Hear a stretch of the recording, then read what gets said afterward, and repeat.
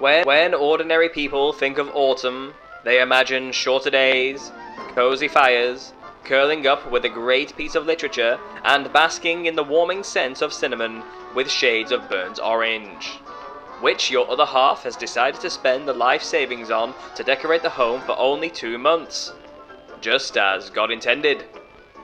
Yet we must remember that this transition into the frosty abyss of winter creates the perfect conditions for the spread of the pathogen known as Halloween. This disease causes people to dress like demons and go door to door asking for free stuff. This public service announcement aims to give you the correct tool to help you deal with these contagious commie behaviors when they manifest in your local community. First, you'll want to arm yourself with multiple shots of the best-selling paperback on Amazon called The Nephilim Looked Like Clowns. With this PPE, you're fully equipped and well protected to handle what's to come next. Second, have a pumpkin spice latte and white girl autumn your time away in knitted cream shackets and pilgrim hats, because soon enough, Samhain begins. This is when the veil between the spirit realm and the physical world is at its thinnest, and possession, the main symptom of Halloween, is more commonly presented, causing this type of unironic cringe to start happening. Just look at him. This poor soul thinks he looks cool. And if you're not careful, this could be you. Together we can stop the spread of Halloween and flatten the curve. When you see fully grown adults playing dress-up and mirroring unspeakable horrors from beyond the void, remember your training and cure their vapid sense of self-identity by handing them one of our favorably reviewed treatments. Your country must develop herd immunity to seasonal cringe. So, spread the cure far and wide. Just like the cure, this disease does not discriminate by age. Emulating the infected, you will see children running around in bedsheets, knocking on doors, begging for sugary treats, and threatening to damage your well-earned property. Make sure to fill their novelty buckets with the one thing all children secretly want: a well-rounded and relatable education in biblical history. That'll stop the spread. The Nephilim Look Like Clowns and the inevitable booster volumes are currently the only known cure to thinly veiled demon channeling holidays. This is your best defense against this pandemic of spooky proportions. All you have to do is trust the science. Which you know we did, because I'm showing you people wearing lab coats and looking serious. Get your copy on Amazon today and be prepared for tomorrow. Side effects of reading The Nephilim Look Like Clowns include, but are not limited to, a feeling of existential crisis, a well-rounded knowledge of a Christian contrarian view on human history, a foundational understanding of spiritual warfare, and a healthy aversion to clowns.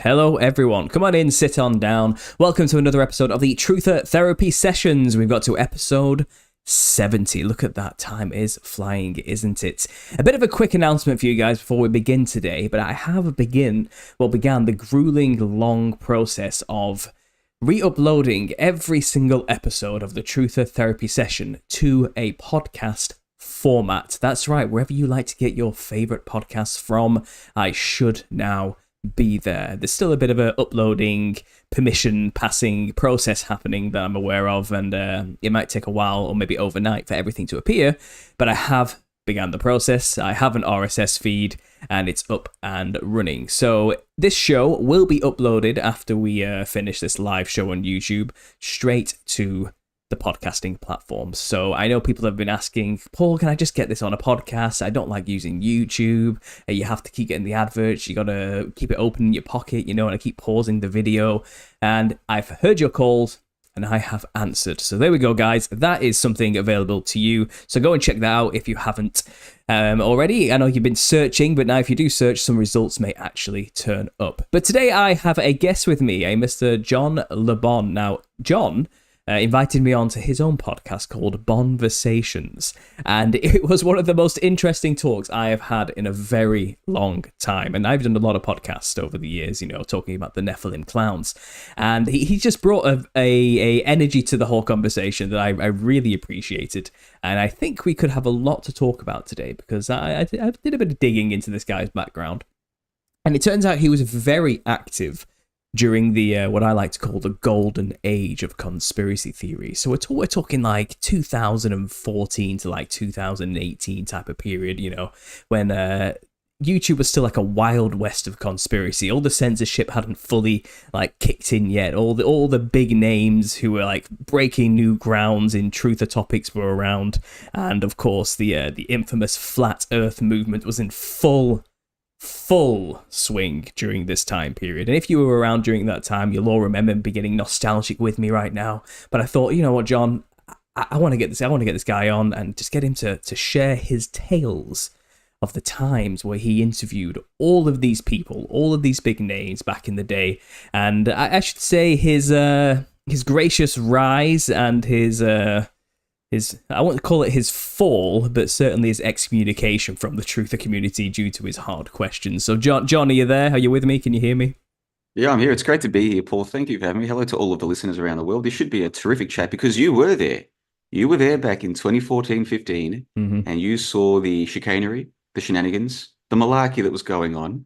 And I look at myself, I look at this laptop computer, this Blue Yeti microphone, and I think, I'm here now, sitting here in beautiful Plovdiv, Bulgaria, on the 23rd of October, 2024, 10 years of my life, I've put so much time and energy into all of this.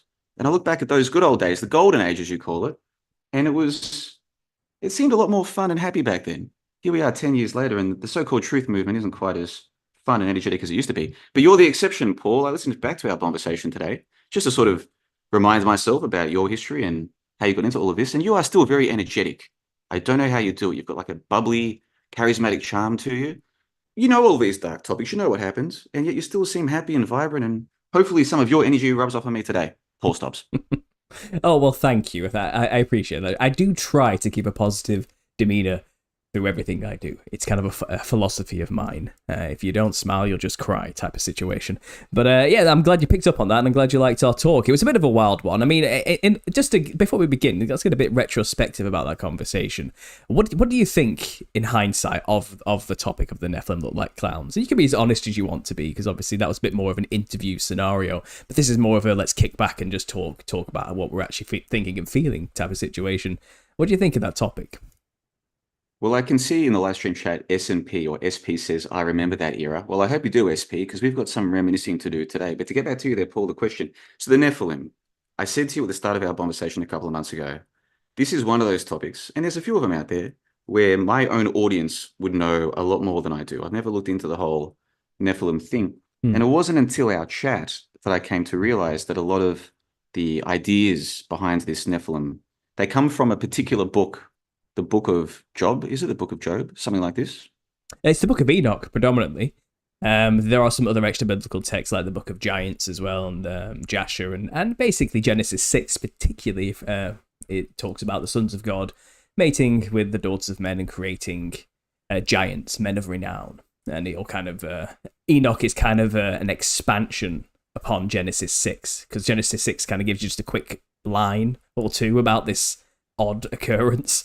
And then it moves quickly on to, Noah and Adam and Eve and the rest of it. Kind of like sidelines, quickly getting to the flood of Noah after that, and then fast forwarding very quickly to Abraham. So the book of Enoch is kind of like an expansive, it fleshes out Genesis 6, and it basically just goes into explaining the Watchers, who were supposed to be looking after humans, decided to take wives, and mixing with them created monsters, which went on to utterly just destroy and eat everything. It's quite an epic tale, to be honest. But I found through my own research that there is actually plenty of evidence in archaeological, mythological tales that kind of corroborate this story. And that's kind of where it all is based in, to be honest, yeah. Yeah, the Book of Enoch, that's the main one, you're right. And so the Book of Enoch, I was chatting with some people for a conversation earlier in the year. They call themselves Team Yahawashai. And there's two of them, Ronnie and his sidekick, and they believe that we live in a simulation. That's what they believe. And a lot of their work is what they would call biblical or what they would call theological or something like this. And they're into the Book of Enoch. And so I started looking into the Book of Enoch because of those two. And the historicity of this Book of Enoch, I find interesting. Like, where did the book come from? So you might have a copy today in your house, or people can find it on the internet or wherever. But where does that copy come from? Like, what is the chain of custody from where this book comes from? And I don't claim to be an expert, but I'd love to know, like, do you know where? Like, if you have a book, if you have a copy right now, where does that come from? Like, who found it, or where's it come from? It was mentioned and referenced in the Bible a couple of times, and so was the book of Jasher as well. So people have assumed that, like, this must be the book they were talking about. I think the first copy was actually rediscovered in about 1948 in the Qumran caves, along with a lot of other scrolls called the Dead Sea Scrolls. But also, it turns out the Ethiopian Bible has the Book of Enoch in it as a part of its canon, and it's been removed from the traditional 66 book canon we have today. From the mainstream Western Church, but the Ethiopian Bible does still have the Book of Enoch there as a part of the canon, and they do not believe it was ever separate from or should be removed from the Bible. So there's a lot of and the book found in the caves matches the Ethiopian version, so it seems to be a pretty legitimate text in that respect. But a lot of people within Christianity do reject it and don't want to discuss it because it's just not a mainstream churchianity type of topic they want to bring up. Angels having sex with women and all this type of thing.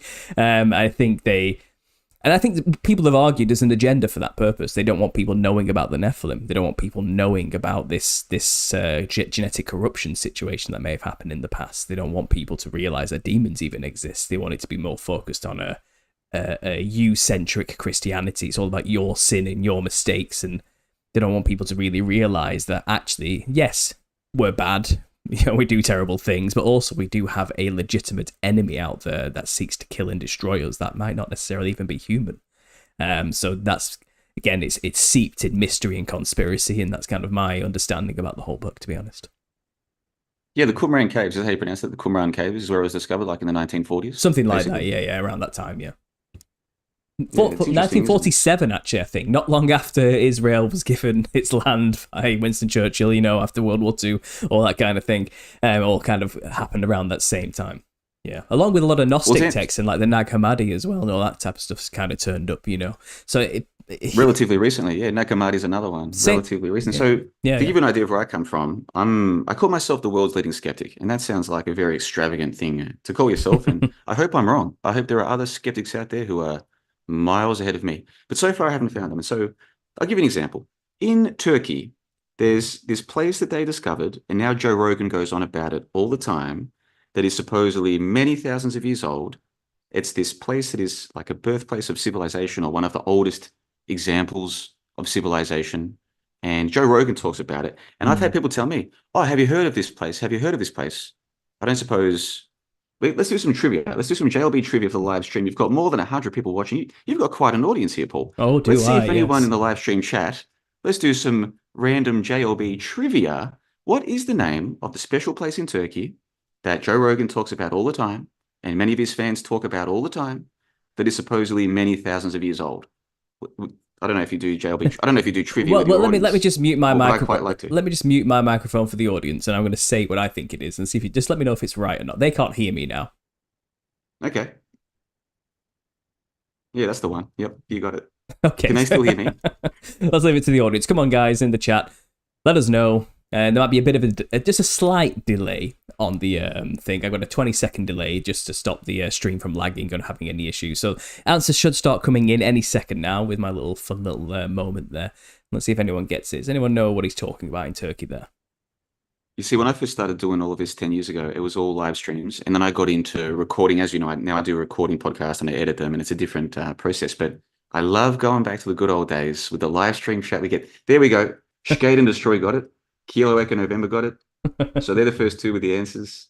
Göbekli Tepe, yeah. So the story with Göbekli Tepe, if you believe Joe Rogan and some of his guests, is that it's thousands of years old, but it might even be many thousands of years older than they're telling us. Ooh. My perspective is, well, I'm going to look into the story. So I looked into the story, and it turns out that it was supposedly discovered in the late 1900s. Like, we're talking a few decades ago. basically it was discovered. Some dude's walking around on his farm or something, and he stumbles over some rocks or whatever. And next thing you know, they've got this Göbekli Tepe. Now, the whole thing could be real, Paul, for all I know. I wasn't there. But I'm the kind of person who's like, well, it could be real, and it could be many thousands of years old, but, cui bono, who's benefiting from this? And it turns out that now it's a very popular tourist destination, and there are people making money from this. And they do little tours. They've built a little walkway around the so-called excavation, and they're making a lot of money from it. And so call me cynical, and maybe I am, but I can't help but wonder if maybe it wasn't discovered, it was built or planted a few decades ago. So I know that sounds crazy. No, not really. Some people call me a hyper-skeptic or an ultra-skeptic, and maybe I am, but that's kind of my attitude towards all of these discoveries of the 1900s. I'm like, well, maybe they're legitimate discoveries. I don't know. But maybe there's something else going on, if you catch my drift. Perhaps, but if I could offer some wild speculation onto what may be actually going on here, you'll find that much of the ancient world or ancient architecture type people in the conspiracy world are always hyper-focused on things like monoliths, megaliths like Stonehenge or the pyramids, let's say, you know what I mean? All places like Göbekli Tepe, anything that's kind of mysteriously old. We don't know how old this is, and we don't know how they built them. That type of attitude. They're so grand and enormous. Look at the size of these bricks. Who built this brick here? Pointing to them. It's kind of it must have been aliens or something, or some kind of ancient technology. That generally tends to be the vibe. And this is permissible on places like the History Channel. There's plenty of mainstream documentaries created around these ideas. Ancient Aliens often focuses on these particular temples and giant megaliths and monoliths. But at the same time, I've kind of joined this new topic group in the conspiracy world talking about Antiquitech, Tartarian Empire, the Millennial Reign of Christ stuff. I think we talked about it briefly in our conversation, didn't we? And you showed me a few interesting things about where you live. And I think I'm starting to think a lot of these megalithic ancient temples may actually be quite modern new creations, which we're supposed to be focusing on and putting all of our attention on to distract us away from the obvious that's already glaringly facing us in our own cities and villages, that we have these amazing structures all around us already that should not have been able to have been built when they said they were built during the Dark Ages or the Middle Ages. But while we're all hyper-focused on these monoliths, these enormous geometric shapes like the pyramids, we should be focusing more on the ornate cathedrals that surround us already and wonder who the hell built them. So maybe that's... Well, it's natural for us as humans, isn't it? It's natural for us to wonder, who are we? Where did we come from? Why are we here? How long have we been here? How does all of this end? It's just natural as humans. We want to know, or we want the best story that we can find that makes sense to us.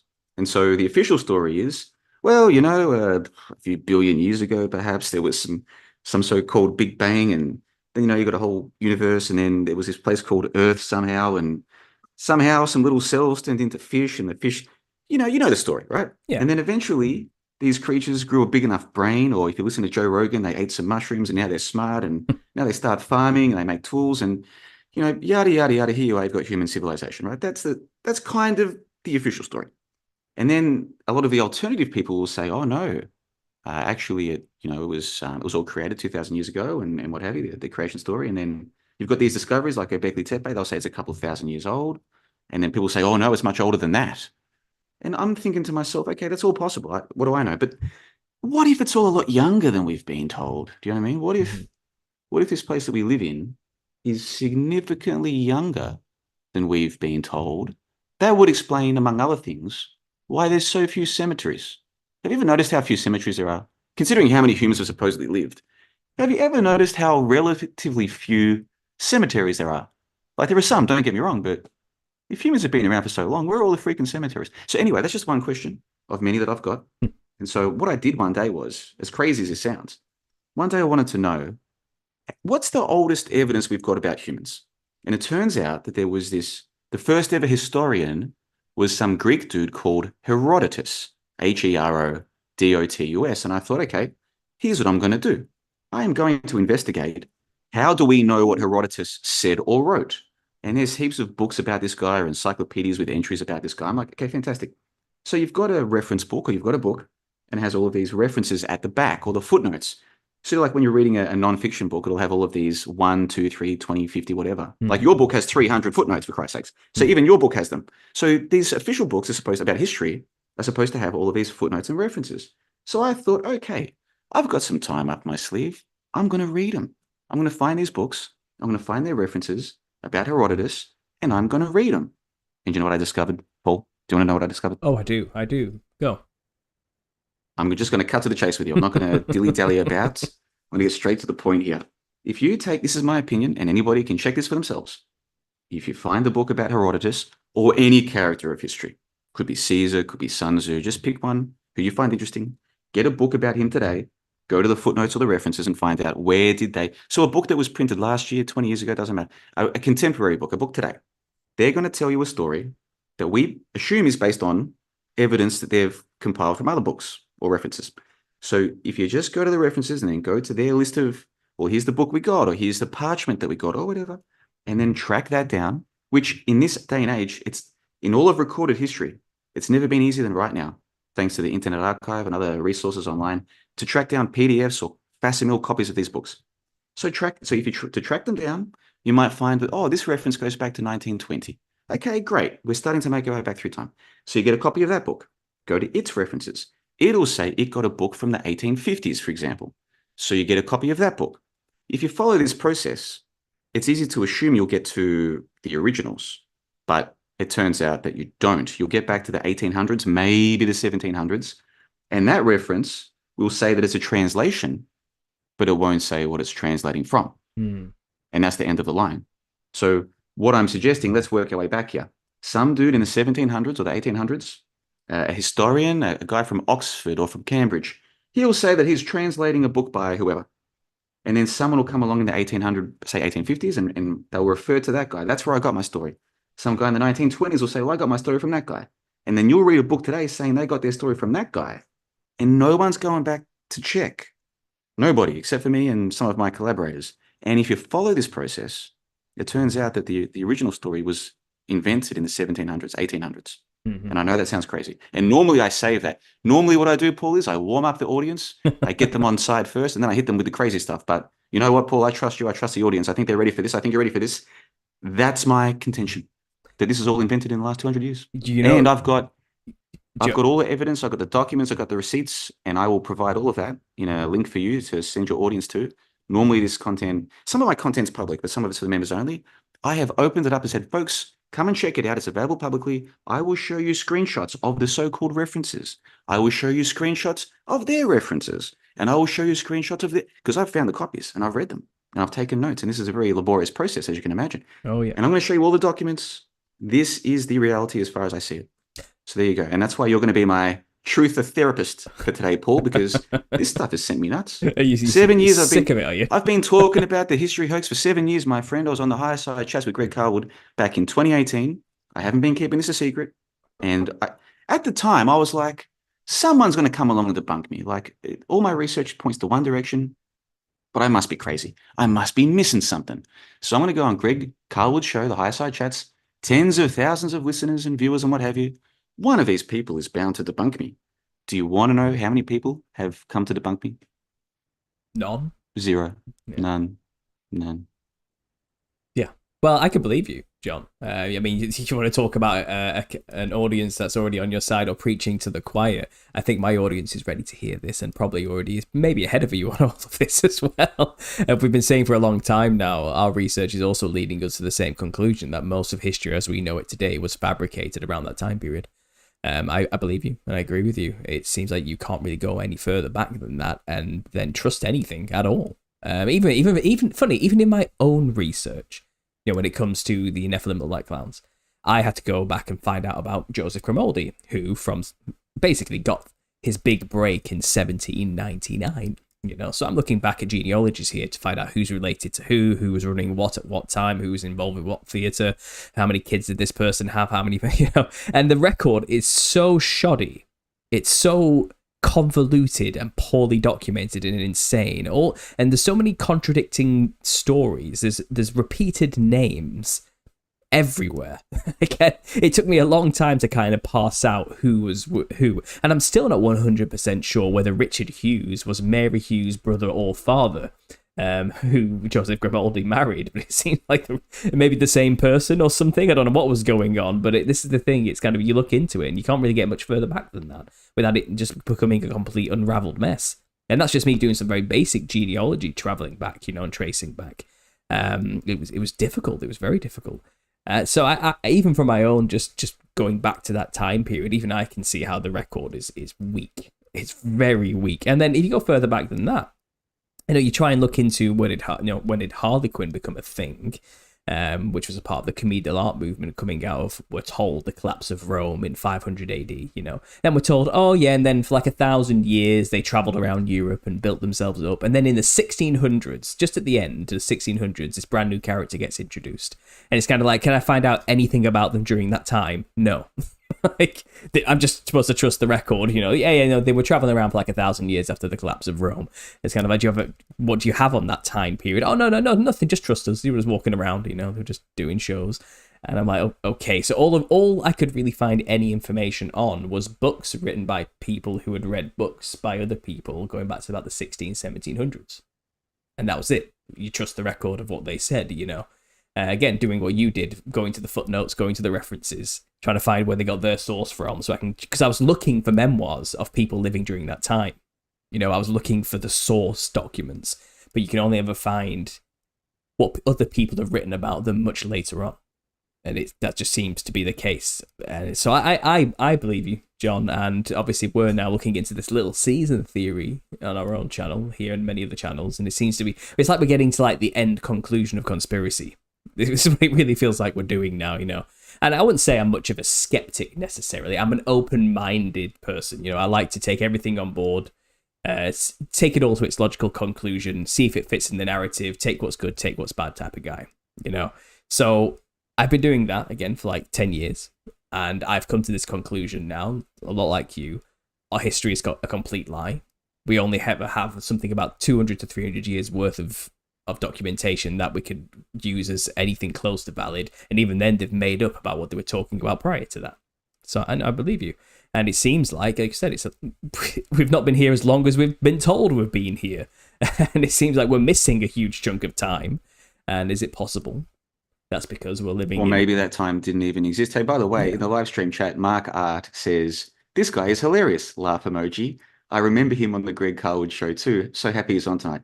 Thank you, Mark. You've got quite an audience here, Paul. 180 people watching live. This is phenomenal. How many views do your shows usually get once you upload them? Like on the second upload, like you're getting thousands and thousands of views, right? Yeah. Well, I'd just let this show run. Once I've uploaded it, leave it there, and then by the end of the week, it's about 4,000 to 5,000 views. That's terrific. Something like you must be proud of what you've done, because you've been in the game roughly as long as me, maybe a little bit longer, but roughly. And while my Podbean, who wants to listen to some strange Aussie dude who's now living in Bulgaria talk about how the history is fake? Everybody, listen. This is who wants to listen to that? Well, so my audience all hasn't of really these built people, up the way that yours has. All of these people here will probably want to listen to that, John. So maybe they'll. Yeah, only for one episode. If we were doing this every episode, they'd be like, "Oh, we're sick of this. We want some energy, man. We want some." By the way, stick around, folks, because we'll move on from the history stuff later on. I just wanted to. That is an important topic, so I thought we'd start. Well, actually, I thought we'd start with whatever Paul wanted to start with. Hey, history. That's right. This is how we got onto it, because you asked me, what do I think about the Nephilim looked like clowns? And I was like, well, since that is based on the Book of Enoch, and the Book of Enoch was discovered in the 1900s, let me tell you, so that's how we got onto this. But stick around, folks. Later on, we'll get into some more fun stuff. Absolutely. The topic of synchro mysticism. I'm looking forward to that part of the show. This is fun for me and my audience, because like I said, it seems like the end game, what you realize is, okay, so we haven't been told quite the truth about what time we're living in necessarily, and it seems like a lot of our history is just completely fabricated by people who control the narrative. And then if you can speculate to the end of the world fully what's going on there, and I've got my own theories and ideas, but I'm leaning more towards the biblical conception of Revelation 20, that there's a period of time after Christ has reigned for 1,000 years where the devil's let loose and he deceives all the nations, and it all seems to cooperate with the exact same time period you keep getting your information back to as well. But that's, again, it's... Can I tell you my favorite Bible passage? Sure, go. Are you ready for this? Matthew 7:6, and I'll paraphrase the passage. I don't have it written down in front of me, but it's something like, "Cast not ye pearls before swine, lest they trample them, and then turn again and rend ye." And rend means attack. So in other words, don't cast your pearls before swine, because they'll do two things. They'll trample the pearls. That's bad enough. Then they're going to come and attack you. And I believe that's true. The 10 years I've been doing this, Paul, like all I'm trying to do is say, guys, here's a book I read. Here's what it said.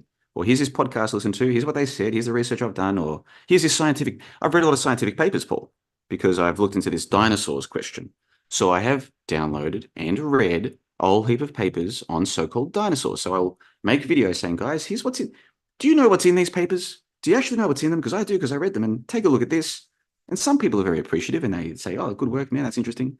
But some people, they attack me. And I'm like, why? I'm just showing you what's in the so-called scientific papers. So I've learned the truth of the matter, man. Matthew 7:6 is right on the money. You've got to be careful who you talk about this stuff with. Oh, so absolutely. Taking the big risk talking to your audience, but I trust you, Paul. I trust you and the audience. I think they're ready for this. Well, it's funny, actually, because I have a series called Tips for Truthers. And the very first episode is called Be Careful Who You Tell the Truth To. For that very reason. Not everybody's your friend. Not everybody has your best interest at heart, and people can use the truth against you as a weapon, if so be. And obviously, for example, to believe what I believe, it would be considered absolutely insane by most standard people, in the world, who would look upon Paul and think that guy needs sectioning if they've never heard anything I'm talking about ever before. And if, let's say you tell the wrong work colleague that you run this YouTube channel talking about conspiracies, that work colleague might go to your boss and tell them about that, and you might lose your job. You got to be careful. Not everybody has your best interests at heart, and not everybody appreciates being told the truth either. Some people have vested. Well, you did take a break, didn't you? We discussed this on the conversation a couple of months ago. You actually did take a bit of a break from YouTube. You kind of went on the down low, the low key for a while, for that exact reason, right? For that reason, yeah, pretty much just paraphrase exactly what happened to me, to be honest. I didn't get fired, but I was told, Paul, you can't have a YouTube channel and be a manager at the same time. If anybody or the staff find the channel and they get offended by the things you talk about, we legally can't defend you. We're not going to take your side. So to protect you, Paul, to keep you safe now, we think it's best you get rid of the channel. And at the time, I was like heavily in debt, fresh out of uni, just got the manager's position. I capitulated in a moment of weakness and fear that I'm not proud of, and I spent 5 years basically just pretending to be a supermarket manager for 5 years. But I'm not that. I'm a conspiracy theorist, so I quit that about 2 years ago now, a year and a half ago, something like that, and got straight back into the game and just picked up where I left off. And this is how I make a living now. And funny enough, I'm making more money than I ever did when I worked as a manager at that supermarket. So the leap of faith paid off for me, and I gave it all to God, should you say, and He's provided ever since.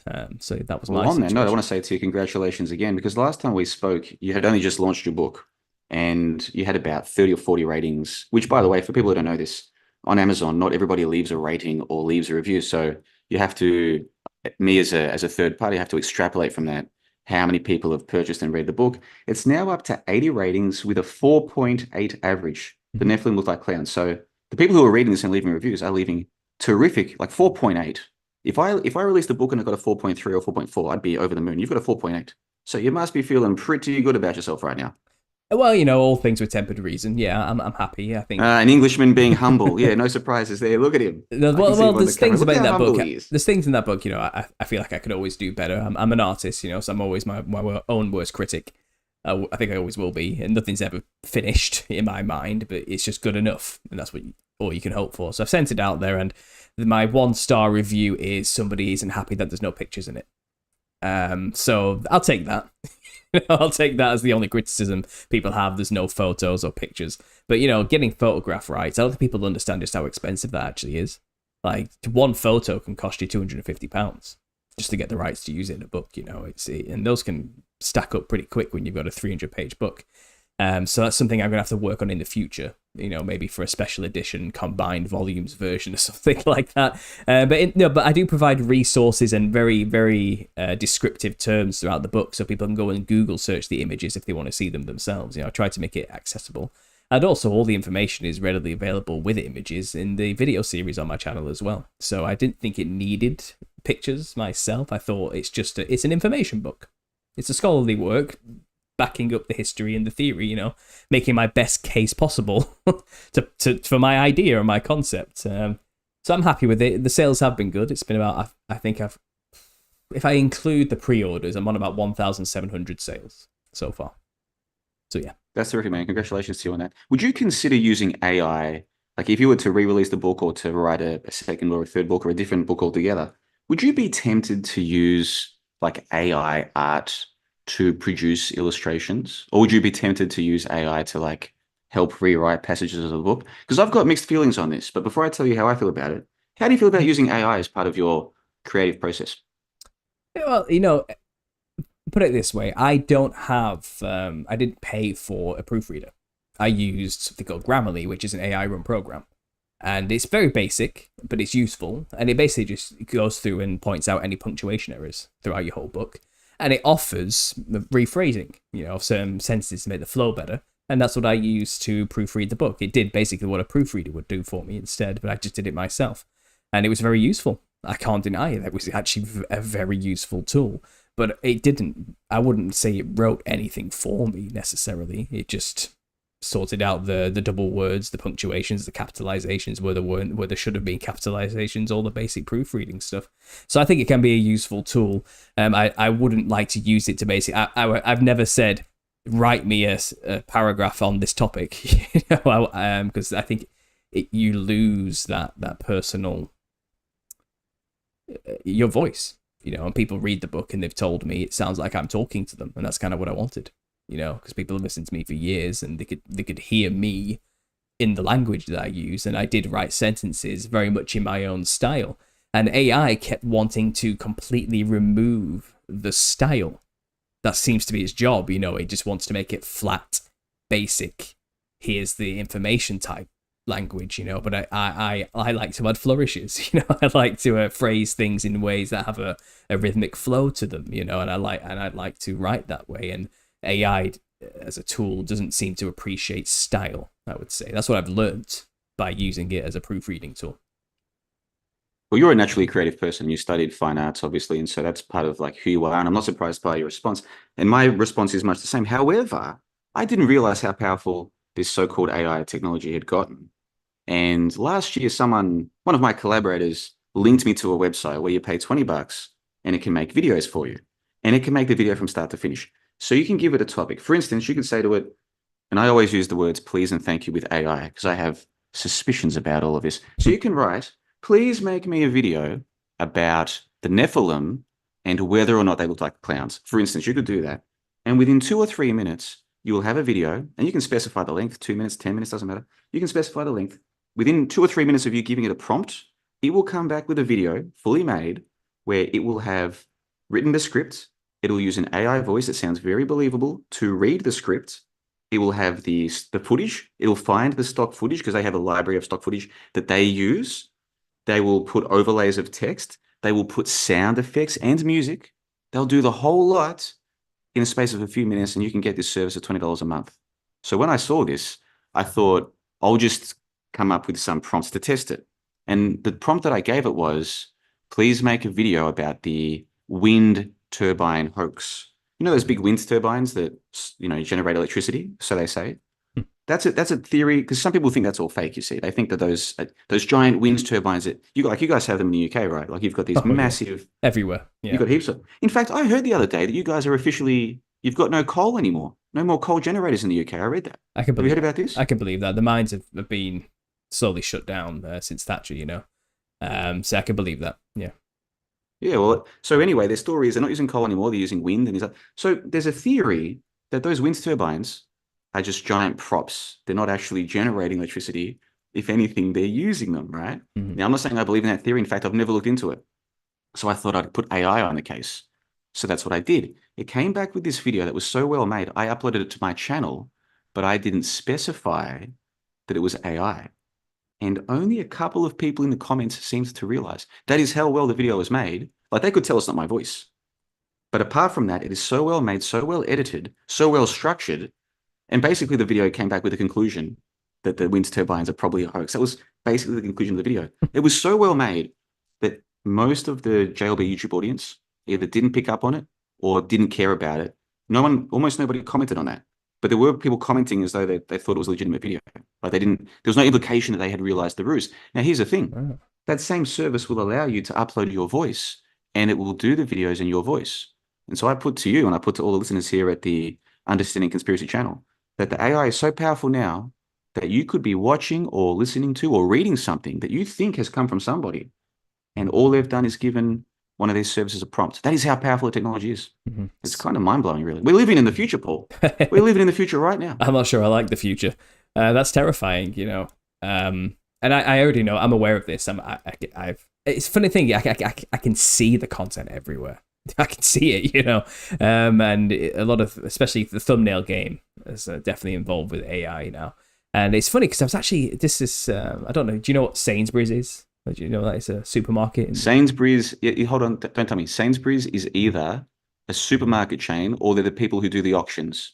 Which one is it? It's a supermarket chain. It's a supermarket. It's like Tesco's in the other one. Yeah, exactly. Well, we have Tesco here too, but I was at Sainsbury's today, getting some lunch with the family, and we looked around at the clothes section, and I walked past a T-shirt that was covered in flaming skulls for like an 8-year-old or something like that, and I looked at it and said, all of that is a completely generated AI image. I can tell the difference immediately. You can see the subtle.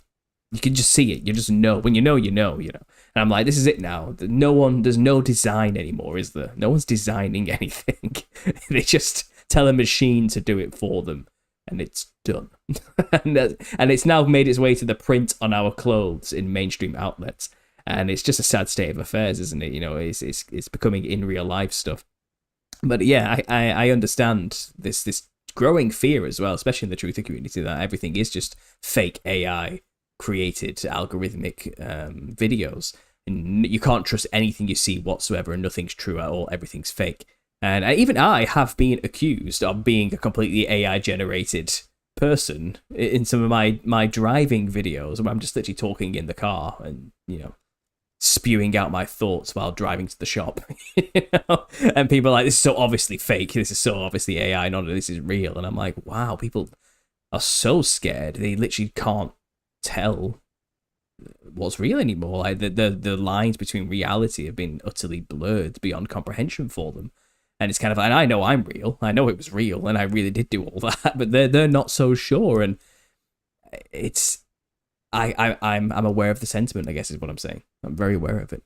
Yeah, it's well, I can see both sides of the story, because on the one hand, I'm with you. Like real creativity, and I hope that if AI is listening, it forgives me for this. Real creativity seems to come from us so-called humans, right? Mm. That's what we would think. And all the AI can do is recreate what it's been trained on. Even if it comes up with something that seems new, it's still based on that's how it seems to us. That's on the one hand. On the other hand, hypothetically, if somebody came to me and they said, JLB, you've made more than 1,000 YouTube videos, you've written hundreds of articles for your website, it's taken you hundreds, if not thousands of hours to put all this stuff together. We can take all of that, feed it into a machine, and by the end of it, it'll be so trained in your method of research and content creation that you can give it any topic, and it will make a video or an article or whatever you want, just like you would, maybe even a little bit better, because it will edit it better, and it'll be much better. And we can offer this to you for some X amount of dollars, some nominal price. I would be tempted, because to do research on things like the history hoax takes literally dozens and dozens and dozens of hours, right, to track down the books. And then some of my articles, I have to rewrite them 3 or 4 times. They're almost as long as books. Some of my articles are almost book length, and they take so long to make. And if a so-called AI could do that for me, and I could just chill out down at the river, just enjoying the sun, gee, it'd be tempting. If I'm telling you the truth, brother, it'd be very tempting, I have to say. Well, yeah. Would you forgive me? Would you forgive me? All the listeners in the live stream chat, would you forgive JLB if he said, AI, listen, I've been doing this for 10 years. I'm burnt out. But the AI is just as good as me, if not better. Could you forgive me if I was tempted by the AI technology? No.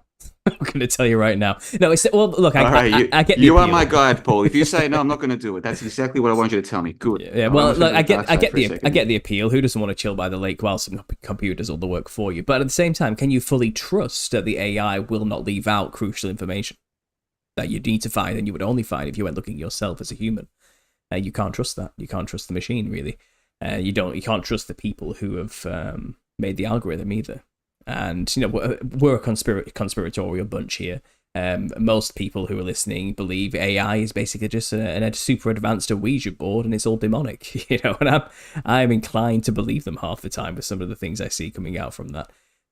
So you're preaching to the choir again here, I would say. But my main issue with giving it all to AI is that you can't trust that it would find, or it wouldn't just simply bury information that you do need to find, and you would only find if you did it yourself.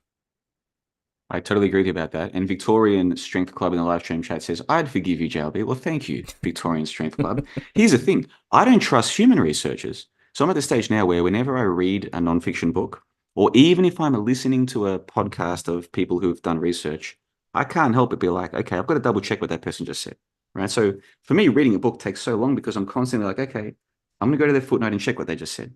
Okay, they just said this. I'm going to go to, like, for me, reading a book takes so long because I'm double checking everything, because I'm at the point where I'm now convinced most people aren't checking anything. Do you know what I'm trying to say? I don't think most people are not checking. They're too busy, which I understand. They're too busy. They just want to read a book, if they even read books anymore, or they want to listen to a podcast, or they want to watch a movie. They just want to chill out, man. And I don't think there's many people who are actually checking anything, if you know what I'm trying to say. Like, it's people feel so busy these days, Though I agree.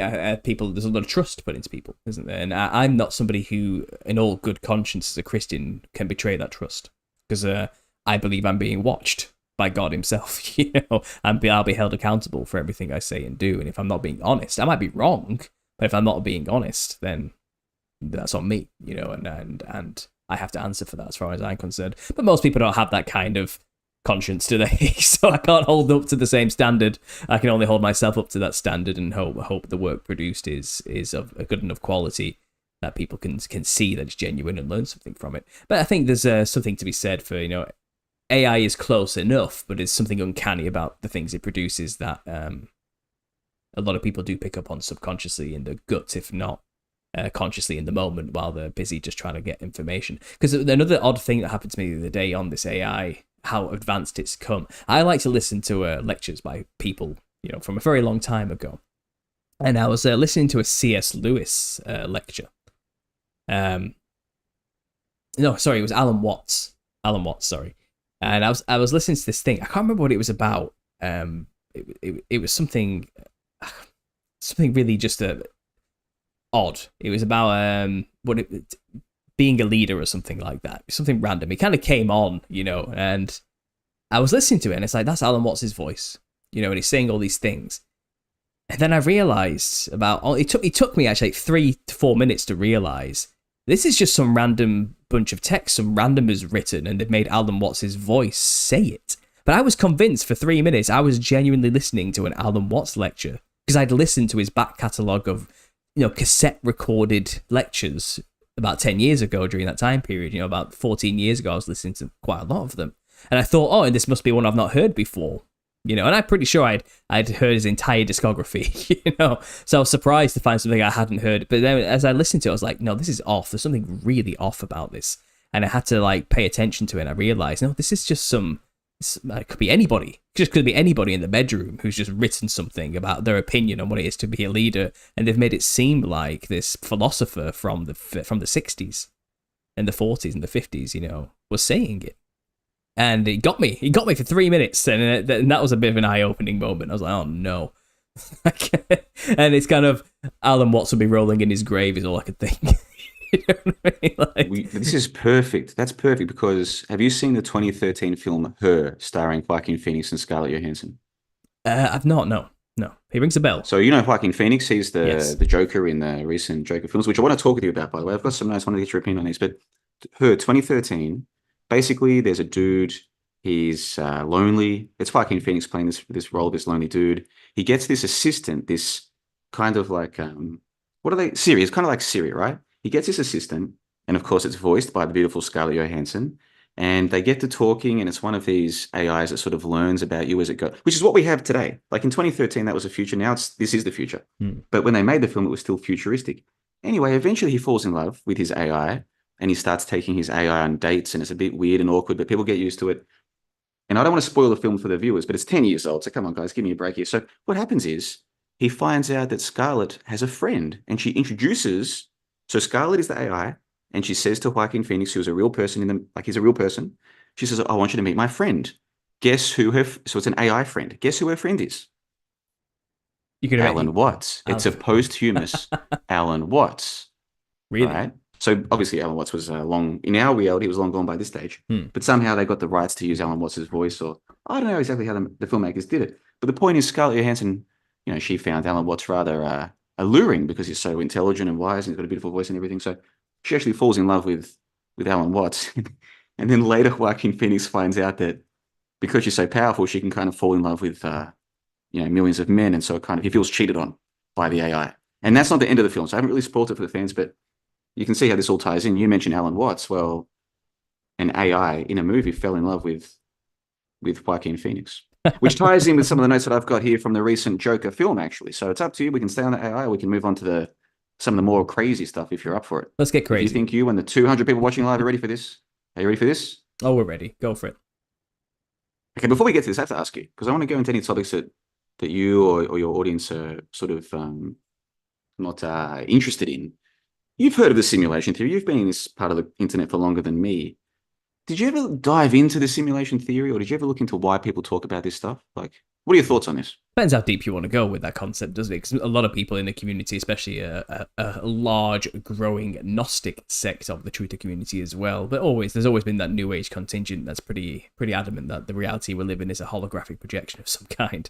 So I've kind of, surface level been aware of those concepts and heard the odd argument here and there. I personally always stood on the side of, well, if it is a holographic projection or if it is a simulation, that's basically what we call God's creation.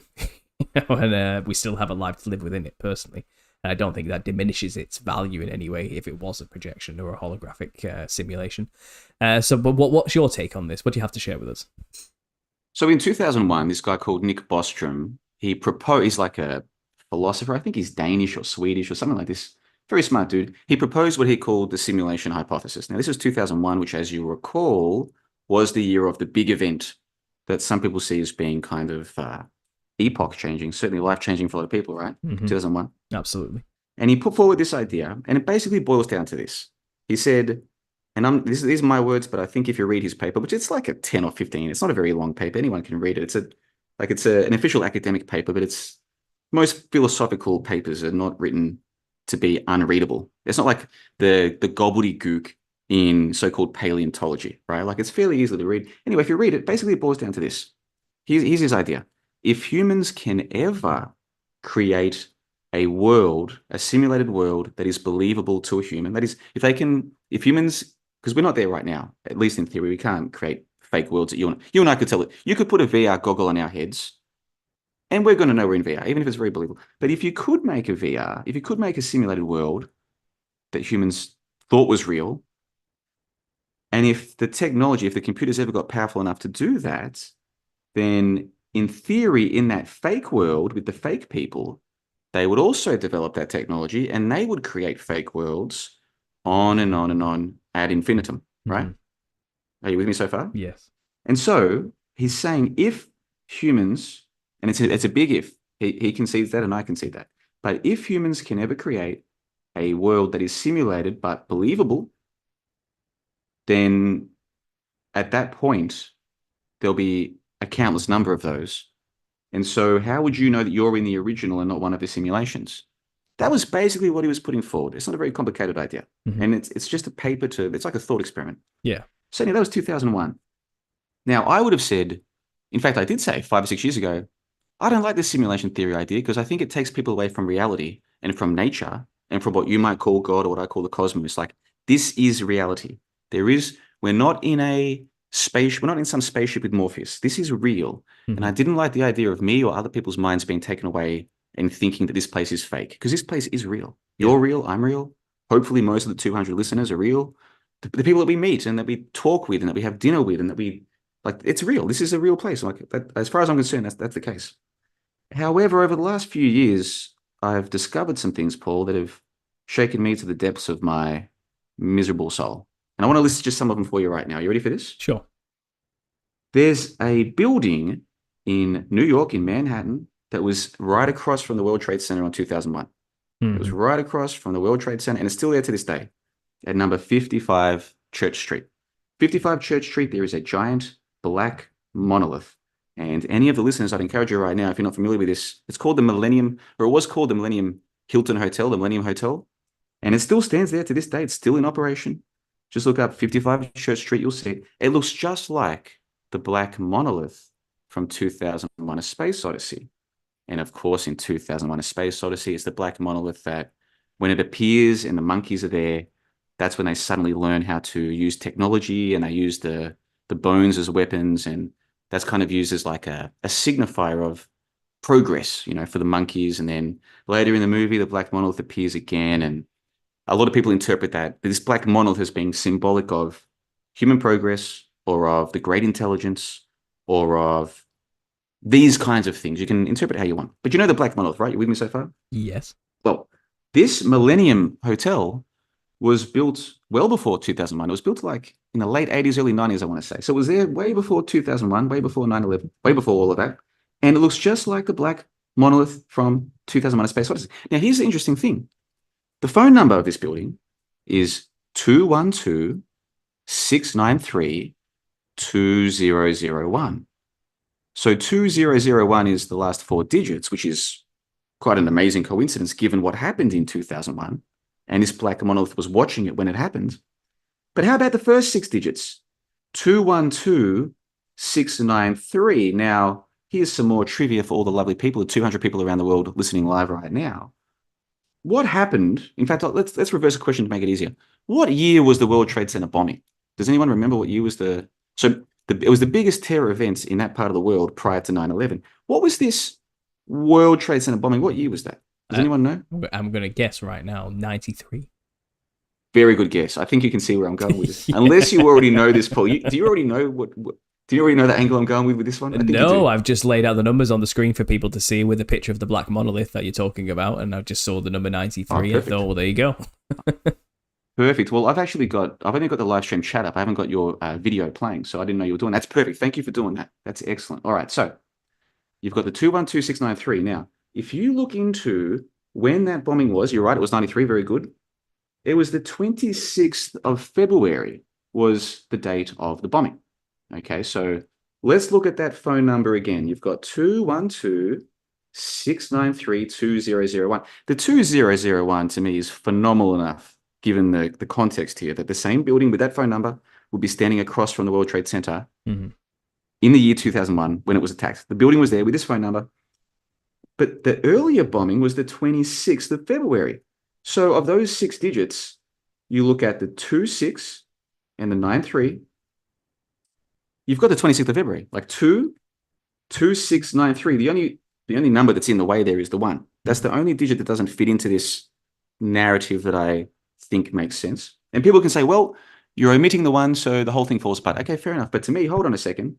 What are the chances of those 6 digits, 5 of them in a row, 2693, February, 22693? Like, can you see where I'm going with this? Well, the 2 for February, the 26th for the 26th of February, 93. That was the date of the World Trade Center bombings. Absolutely. Well, the funny thing is, this building is also called the Millennium, which ties in very well with the whole, the millennial reign of Christ has already come and gone, and now we're in the little season, and this black monolith called the Millennium is kind of like, well, it's our time now. It's our time to oppose our rule. And they've called it the Millennium, which I thought was quite funny. But that's neither here nor there with what you're talking about, I suppose. Just something I've noticed. But yeah. No, that does fit in perfectly. It is the Millennium Hilton. Like, what are the odds that it's called the Millennium Hilton? Millennium is in, like, when did the Millennium begin? Oh, it began at the end of 1999. Oh, no, it began at the end of 2000. Like, the whole calendar's fake. You know that. I know that. 2000, 2001. 2001: A Space Odyssey is where that black monolith came from. You've got the Millennium Hotel, 212-693-2001. So you've got the date of the World Trade Center bombing and the date of 9/11, both encoded in the phone number of this Millennium Hotel. Now, what film starring Michael Douglas came out on the exact same day as the World Trade Center bombing? Michael Douglas. You're talking to the wrong guy here. I'm not a film buff, so I wouldn't know. Do you want to do some more JLB trivia with the lovely audience all around the world? We've got more than 200 people watching live. Let's see what they have to say.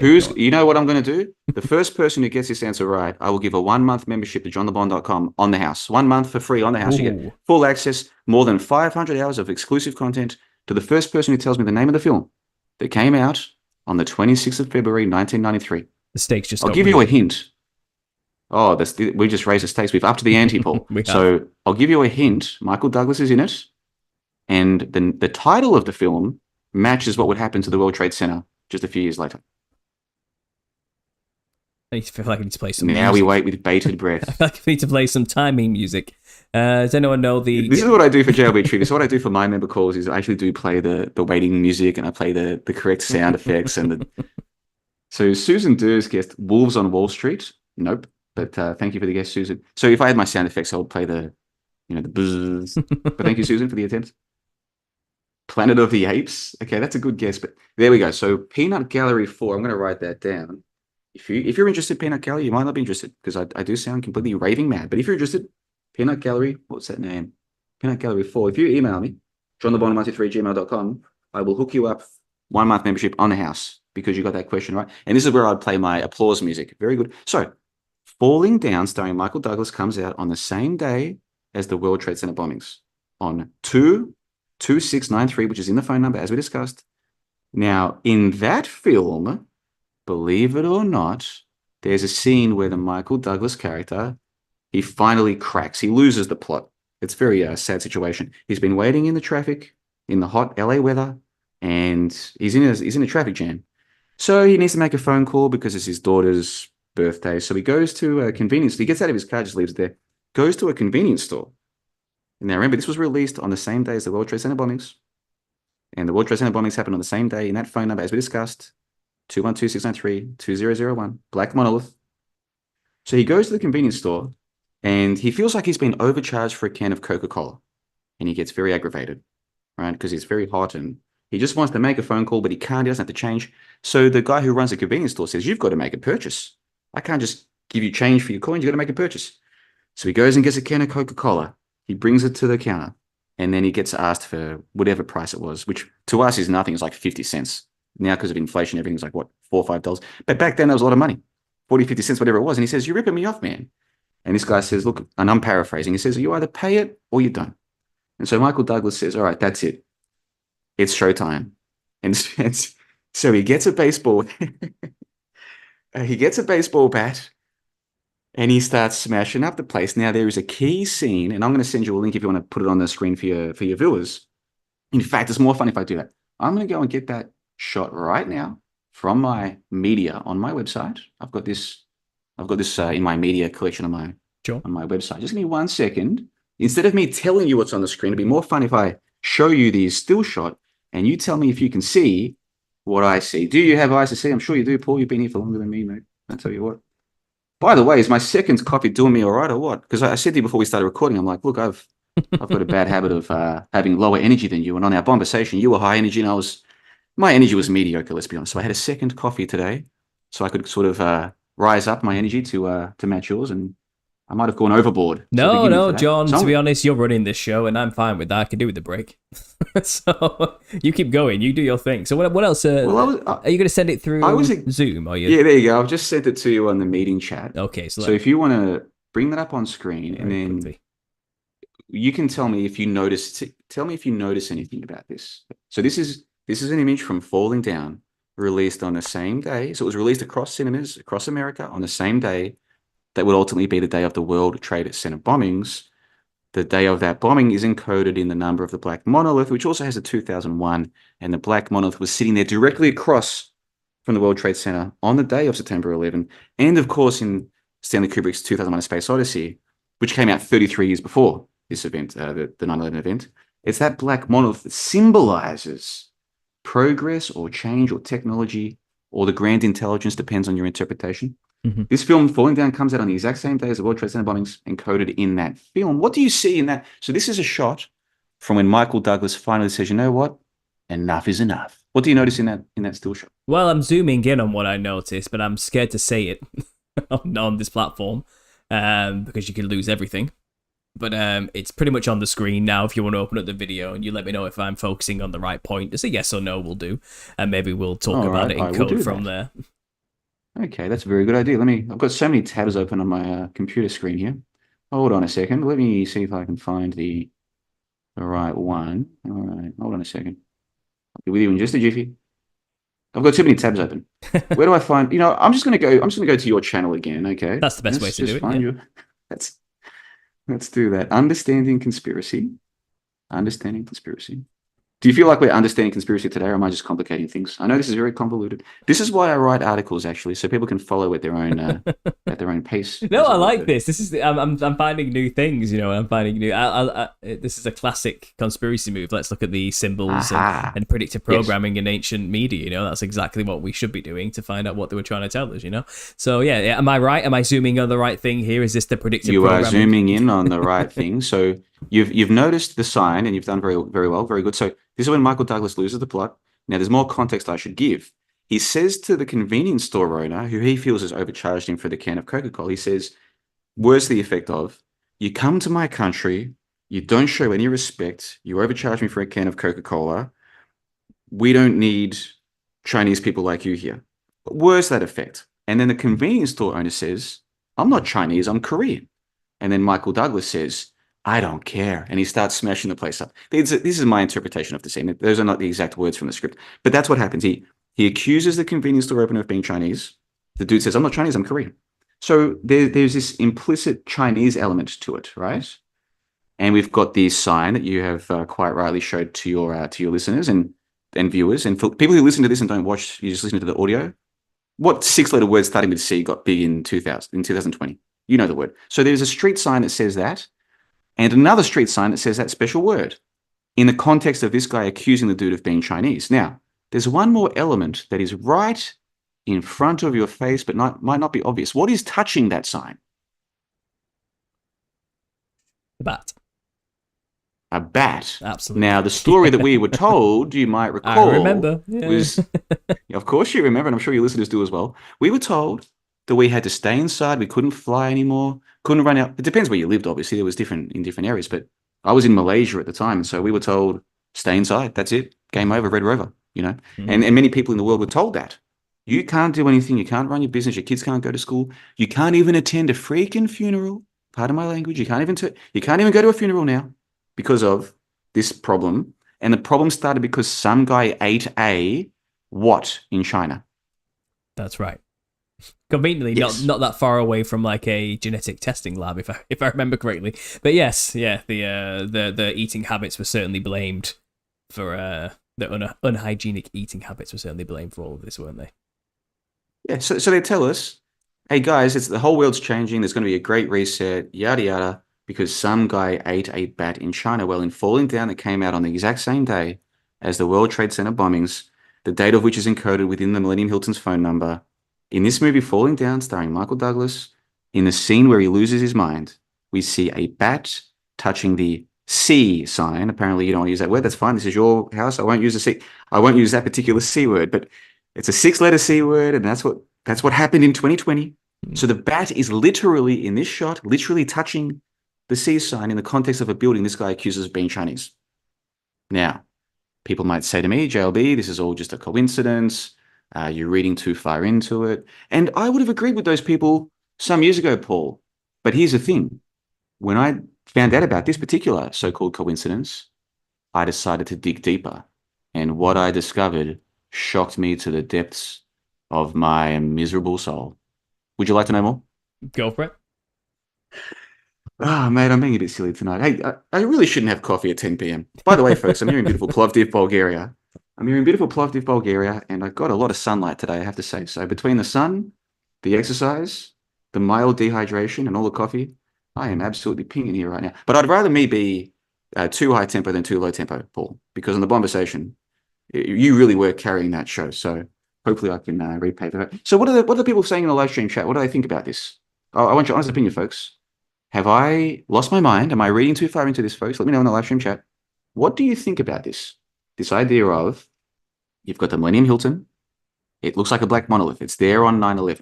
It's you can see like there are photos of it standing there right in front of the. In fact, according to the official story, it got damaged in the attacks on 9/11. So you've got this big black monolith at 55 Church Street. It's there on 9/11 with the phone number 212-693-2001. The 2001 speaks for itself. The 212693, you've got the 26 and the 26 February 1993, the World Trade Center bombings. Same day this movie comes out. In this movie, we see a bat in front of the sea. and it sounds weird saying it that. It's not the bad C word, it's the other C word, the 2020s. You've got the bat literally touching it. The bat is touching the C sign in an allegedly Chinese store. I want you to tell me, folks, have I lost my mind? Please tell me in the live stream chat. So I looked further into this. There's a guy called Tim Osman from the Infinite Plane Society. I'm guessing you might be familiar with this guy, Paul. The name rings a bell, but honestly, that section of conspiracy world, I don't dwell on it too much. So I've not listened much to his work. No. Well, I'm a bit of a fan of Tim Osman. However, his interpretation is predictive programming. He thinks this stuff is all planted there ahead of time because these people know what's going to happen. Yeah, I have a very I different interpretation. My interpretation to that is very different. However, we often focus on the same things. We find these crazy so-called coincidences in movies and TV shows, and so we share what we find with our audiences, and there's some cross-pollination. So his interpretation is very different to mine, and almost to the point of like he mocks my interpretation, and I cheekily and lovingly mock his interpretation, and it's all fun and games. But so we don't agree on the interpretation of it, but we do agree there's something going on here. And he realized that in a TV show called Colony, Colony, in the season 3, episode 11 episode, there's the scene where they say that Seattle is going to be the ground zero for the reboot of civilization. Okay, so on March 11, 2020, that was when the World Health Organization, Dr. Tedros, so 311, so folks, cast your mind back 4.5 years, back to March of 2020. There's been a couple of months of, there's this problem. It's, the Chinese are locking their people in houses, and people, do you remember this story? They were saying that people are being welded into their houses. I never believed that, but that was the story. I remember people are collapsing on the streets. They're being welded into their houses. And I'm like, yeah, whatever, give me a break. But so the news has been propagating the fear and all the rest of it. And then in March, that was when they really started to get their claws into the Western world and say, hey, it's a problem for us too. We're going to lock everything down. It was March 11 that Dr. Tedros from the World Health Organization said, we have therefore made the assessment that the thing that we can't say can therefore be characterized as a pandemic. All right, that was the day. So that is when it officially, by the World Health Organization, became a thing. And then over the next 2 or 3 days, all the sports shut down, all the planes shut down. That was the beginning, was 3/11. Well, Tim Osman noticed that in season 3, episode 11 of Colony, some TV show I've never heard of, in season 3, episode 11, they say that Seattle's going to be ground zero for the reboot of civilization, right? And so ground zero, that means a lot to people like me and probably you and most of the audience. That's a strange thing to call it. And they said that Seattle would be the ground zero of the reboot of civilization. Of course, we were told that 3/11 was going to be the Great Reset. And so Seattle, of course, a city in the northwest of the United States. Would you like to guess, according to the official story, where was the first case of this particular ailment in America? And where was the first death? Would you like to guess which city welcomed their first case? I'm going to just take a shot in the dark here. Was it Seattle? Man, you're good at this trivia game, Paul. If I ever do pub trivia, I want you to come with me. You seem to have a gift for this. It's a gift. You're right on the money. money. Yeah. You have a gift, my friend. So it was Seattle. So that got Tim Osman looking at different TV shows, season 3, episode 11. And so myself and some of my collaborators over at johnlebon.com, some of us were locked down. We had a lot of time on our hands, man. I don't normally watch lots of TV, but when you're locked down all alone in a studio apartment in a foreign country, not allowed to do anything, can't go anywhere because of a once-in-a-lifetime so-called pandemic, you've got some time on your hands, Paul. So I started watching some TV shows, and I would focus on season 3, episode 11. And so would some of my collaborators around the world. They had some time. So we were watching these different TV shows, season 3, episode 11. And we couldn't help but notice the preponderance of different TV shows across decades. If you go to season 3, episode 11, how often in those particular episodes, in comedies and science fiction and the rest of it, how often the plot lines would revolve around, I don't know what words we're allowed to use here now, virus or pandemic or vaccines or bats, right? How often in season 3, episode 11, these things seems to appear. And so it got to a stage, and I've documented all of this at johnlebon.com, which Peanut Gallery 4 can come and join us for free on the house because he or she got that trivia question correct. I documented all of this, and I've been documenting it ever since. And I've now come to the conclusion that there's far too many of these so-called coincidences to be merely coincidence in my book, Paul. And so that, my friend, is just an overview, just a bite-sized chunk of the research that I do into what I call synchro. Synchro mysticism is what it's. I didn't coin the term. 20 years ago, this subculture developed around this idea of what some people call coincidence, what some people call predictive programming. These guys call sync, and they called their field of synchro mysticism. But you can just call it sync. That's been pretty much my main passion for the last few years, I would say, but especially this year, because this year I decided I'm going to document as many cases as I can of the 311 syncs, the 911 syncs, the 42s, which is a big number in synchro mysticism. And by the end of this documentation, I'm going to arrive at a conclusion. Is this just chance? Is this predictive programming? Or is this potentially, and this is just one explanation, is this potentially the universe, or what you might call God, or what I might call the cosmos, or what some people would call the simulation? Are these like Easter eggs that are left here? So it's not directors doing this, it's not script writers, it's not set designers or prop managers. No one gave Michael Douglas and said, hey, dude, when you go to smash up the convenience store, just make sure you get the bat in front of the seat. I don't think people are intentionally doing this. I think these are more like Easter eggs that have been left by a grander intelligence, perhaps, whatever this place is, some kind of sign that not everything is as straightforward as we've been led to believe. There's something else going on here. And so that's a very boiled down version, a condensed version of my exploration of sync. So Paul, you're meant to be the host of the show. I'm sorry for just taking over your show. Every time I'm a guest of a show, I do this. Really, I apologize to you and the fans. If you want to talk, come onto my show and I shut up. But you invite me onto your show, and especially at 11 o'clock at night when I've had 2 coffees, man, I'm gonna go nuts. I'm gonna motor mouth. So that's what I've done, Paul. So I'm gonna shut up right now. What do you think about all of that? Well, John, I'm exactly the same. When I go on somebody else's show, I take over as well. It's what it is. It is what it is. It's what we do, isn't it? No, I appreciate everything you just shared there, and it's an interesting take. It really is. I mean, I still am more on the side that this is done intentionally by people who are in control, and they know what they're doing. And it's not a case of, everybody involved knows what they're doing necessarily. It's more of a case of subtle influence, and those in the know kind of know what they're doing, and they're pushing people to do these things and have these timings for things and drop the script influence at the right time, to get them to make it that let's say the 11th episode of the 3rd season. I think there's people who are making this happen.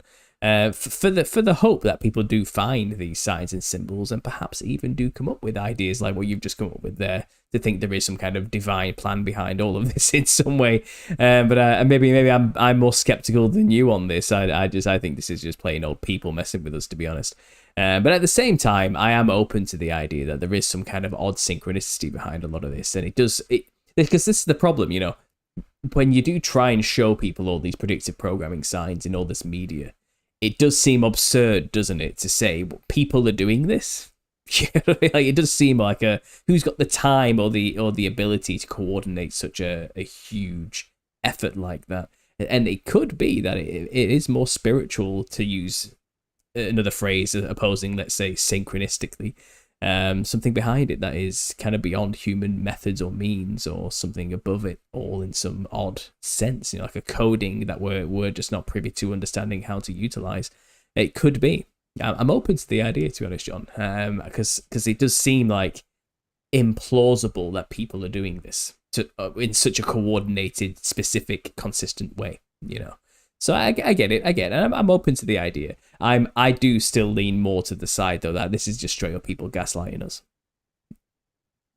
Okay, this might sound like a strange question, but you lean towards that, and that's a fair interpretation. Tim Osman, that's his interpretation. Some of my own viewers and listeners and readers, people who check out my work, many of them they're kind of sick of me saying that predictive programming can't explain this, because in their mind it does. And so I've said to them, listen, guys, just a couple more videos on this topic. I'm only going to do a couple more videos and articles on sync, and then I'm going to move on to the next thing. But the reason I've been focused so much on this one is because of the syncs to do with Donald Trump and clowns. And I did mention that to you briefly on our chat. I said, we've got you on at the perfect time, Paul. You're the expert on the Nephilim and the clowns. Well, I've been looking at the clown connections with Donald Trump. So I've got until November 5, and I've said to everybody, by the end of November 5, that's it. Once the election is done, I'll move on from sync. I think I've given it like 8 or 9 months of just solid research and production of content.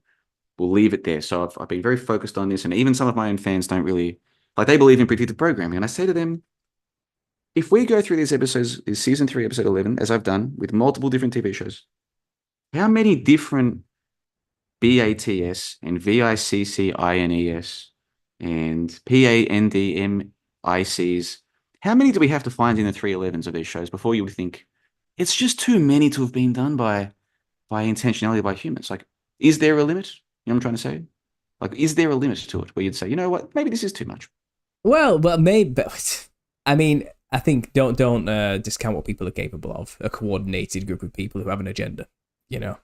And if we were just dealing with signs and numbers and symbols, they're well within human capabilities to manipulate and to control, especially within a media that they own and control. So I'm still like, again, but at the same time, there is things like gematria and numerology that do seem to exist, and names can be broken down into numerical forms, and it's quite telling often what the numerical meaning behind names does come up with when you start looking into it, you know, and you find that certain names that have the same gematria as other words, when you group those words together, it can create some quite ominous messages sometimes, you know. So I am also open to the idea that there is some kind of odd synchronistic level of communication from another world coming through all of this as well. Like I said, but I've always been the one where when it comes to stuff like this that's so nebulous, I'm not willing to make a 100% certain take on any of it, you know. I want to listen to people like you, John, making your interpretations and offering up a new take, and I'm willing to take it, you know, like, oh wow, that's an interesting possibility, and I'll definitely keep that in my tool belt, you know. That's how I kind of tackle all conspiracy, really. So I'm excited to see what would be the... Well, I have deference to you because you've been here for so long, and sometimes I interview people, or they interview me, where they've only been here for a few years, and they weren't there in 2014, 15, and 16, the madness, whereas you're a veteran of the place. So let me ask you this. If there was a director or a producer or a financier or even like a CIA plant on set or whoever's doing this, and they were implanting, for example, the Michael Douglas bat in front of the C sign in an ostensibly Chinese store. So the China, the BAT, and the CORONA.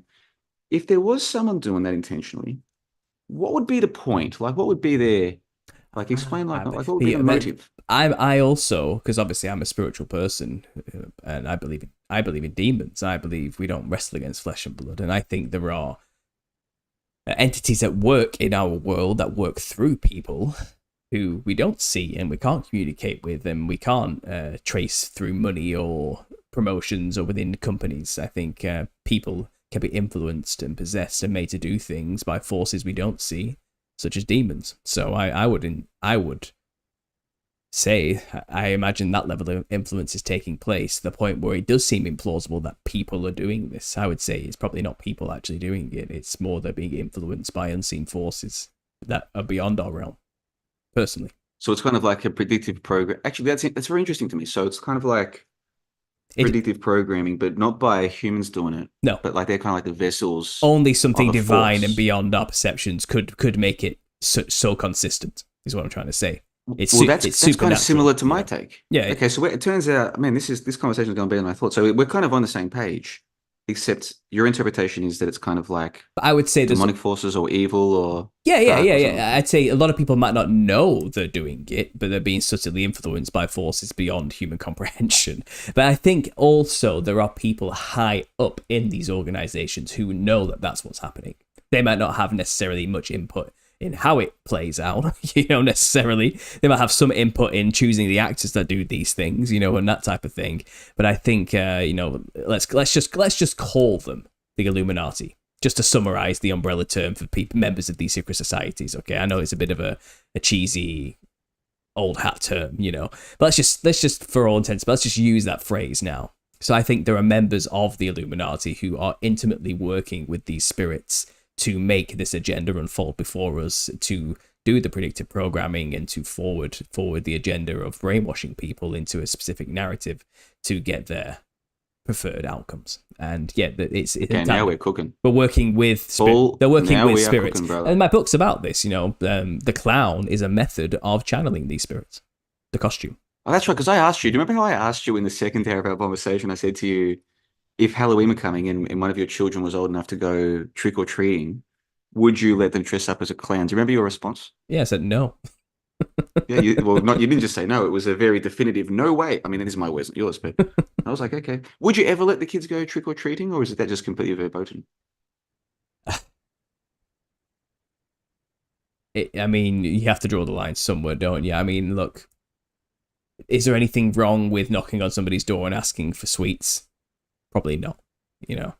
But I think the issue comes with dressing like demons. Now, my child dressed like Dwight Schrute last year from The Office. You know, it was a bit more cute, a bit more funny. And, you know, it was his first Halloween, let's say, asking for sweets. And, you know, I think it's the costume that's the issue. You know, not necessarily. Yeah, I'm with you. And obviously, I wouldn't say going around asking people for sweets is necessarily the same as doing an invocation ritual for Sarwayne. So, but the problem is, I do see the dangers of it being like a soft introduction to enjoying that particular time of year, and then naturally, as you grow up, you end up probably getting more involved in the demonic aspects to it all, such as dressing up more and more absurd each year and more demonic. And then who knows, if you're one of those weirdos, you might end up becoming some kind of modern day pagan Wiccan something or other and start really getting into the ancient Celtic roots of the tradition. You know? And it's a slippery slope issue, isn't it? And I'll be keeping a close eye on that. No secret. I'll be keeping a close eye on that. Secret. What's that? You and all your audience, all the 230 people watching live, I'm going to let you know a little secret. I've already organized my dress-up costume for the Halloween party down at the local watering hole. I haven't told them. It's a big surprise for them. But I'm happy to tell you, it's my little secret. You can be like my confessional box. I'm going to go with a hat that says Bubba Gump. Now, you see, I've already got the crazy bushy beard that makes me look crazy. I've already got the crazy long hair, the unkempt, ridiculous-looking hair. And I've got plenty, like my jacket has holes in it. I refuse to replace it because it's my lucky jacket. So I already look like Forrest Gump. Now all I need is the Bubba Gump hat. And I'm going as Forrest Gump to the Halloween celebrations down the road. What do you think about that? Does that sound demonic? No. What's your opinion on Tom Hanks? Is he all right? I don't know somebody's heart, and I wouldn't dare to discuss or talk about people I don't know personally like that. But if he's working and benefiting from the Hollywood industry, I would probably err on the side of caution. And this is why you shouldn't. Okay. And I would never make an idol of any celebrity for that reason. Well, he's not my idol, Tom Hanks, but I have put together 3 different pieces on him because he was the celebrity canary in the coal mine. Those are his words, not mine. He was the first celebrity, he was in Australia at the time, that supposedly caught coronavirus. This was reported on, depending on where you lived in the world, 311 or 312. So when all this stuff was going down, it was Tom Hanks. And he was the star of a film called Larry Crown. This is like 2013, I want to say. And in Larry Crown, his character was called Lance Corona. I'm not sure if, and that should not get us in trouble with YouTube. That's the guy's name in the movie. So YouTube, if you're listening, that's literally Tom Hanks' character's name in the movie. So he's in this film, Larry Crown, and he's playing this guy called Lance, Corona. And in the film, there's all of his crowns, and of course, Corona means crown. Are you with me? And there's a couple of these little 113s and 311s that are subtly placed throughout the film. And this is a movie from 7 years before the events of 2020. So anyway, I'm planning to go as Forrest Gump because I've already pretty much, I wear the Forrest Gump look like every day, like 24/7. I just don't wear the Bubba Gump hat. So that'll be the piece de resistance Thursday next week. Now, I can see that we're already sort of up to an hour and a half. I don't know if you want to stick on the sync topic because I could talk about this all day, but I don't know. It's your show, and I don't know what you're. Well, I'd like to shift gears. I'd like to shift gears a little bit, and maybe spend the last half an hour kind of get a bit more reminiscent, like I said, about this time where you were kind of entering the truth or culture kind of for the first time. I'm interested to hear how this even happened for you and how you managed to get yourself into a position where you were talking to such big names and getting a chance to interview such big names. Now, before we begin, our last conversation I posted onto YouTube and someone left this particular comment that I would like to read to you. And this is not an attack on you from me personally. This is me giving you an opportunity to address the type of people who say this type of stuff about you. And this is the only one comment I got out of like 50 something saying anything of the sorts. But somebody did say, John LeBon is a flat earth psyop pusher using astroturfing to divide, discredit, and distract. What'd you say to that? Well, I will respond to that. First, can you tell me the username of that person? It might be someone I'm familiar with from back in the day. Computerhead 0001. No, doesn't ring a bell. No. Okay, so here's what happened. Sounds personal, In though. 2000 Sounds personal when he said it. I was like, I bet this guy has had some personal old school experience with John that he didn't appreciate, and now he's on some kind of personal vendetta wherever John pops up. Because I know the type. So I'll give it back to you. Sorry about that. Go ahead. Well, it is possible, but that name doesn't ring a bell. Like, there are a few flat Earth believers who are very passionate, and I have upset them. And there's also a few spinning ball Earth believers who are very passionate, and I've upset them as well. I've upset both sides, which is a big mistake. What you're supposed to do is pick a side, and then you'll be defended by your own team. But I didn't pick a side in the whole flat Earth thing. I saw problems with both sides, you see, and that's why I've got both sides attacking. You know what's interesting?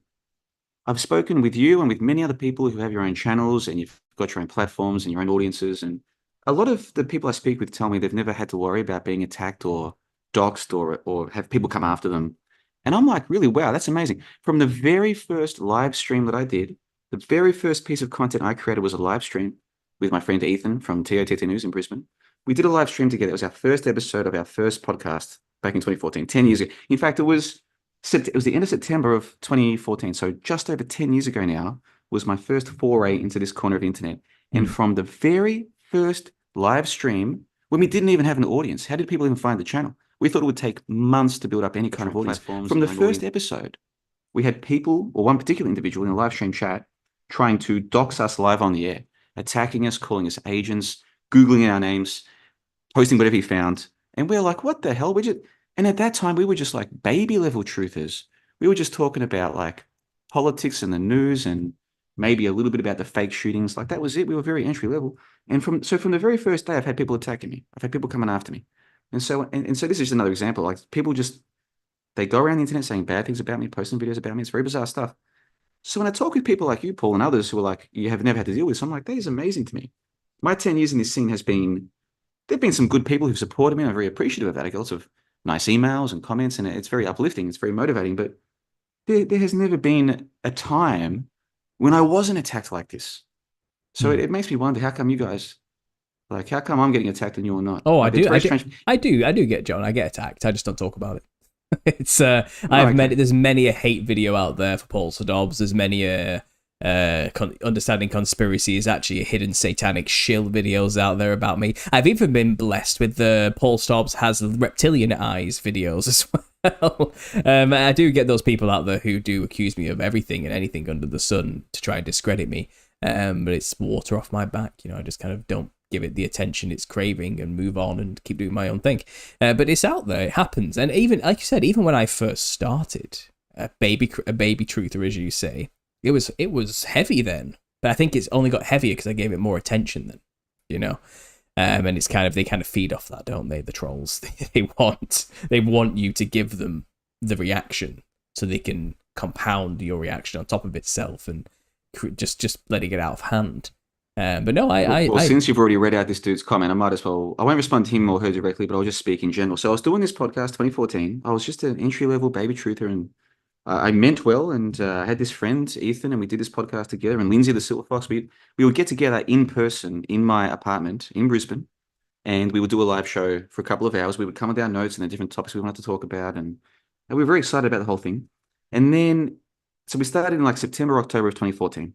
And then in February 2015, something happened that changed the internet and the so-called truth movement. And that was that Mark Sargent released this series called Flat Earth Clues, Part 1, Empty Theater. And then he released number 2 and number 3, number 4, he released this whole series of Flat Earth Clues. Around the exact same time, February of 2015, Jeranism comes on the scene. Now, Eric Dubay had already been talking about Flat Earth prior to that, but he'd never got the traction that Mark Sargent and Jeranism suddenly got. But once those two started getting traction, then Eric Dubay started getting traction, all these other channels started coming along. And so we used to do our show, the Australian Roundtable, which, by the way, Bebe in the live stream chat, she's like, I remember JLB from the Aussie Roundtable. Yeah, that's the one, Bebe. So some of your audience has been here just as long as we have, Paul. That's amazing. And that's excellent. Yeah, the Aussie Roundtable, that was my first podcast. But then we started doing an after show where we would say to people, you can join us.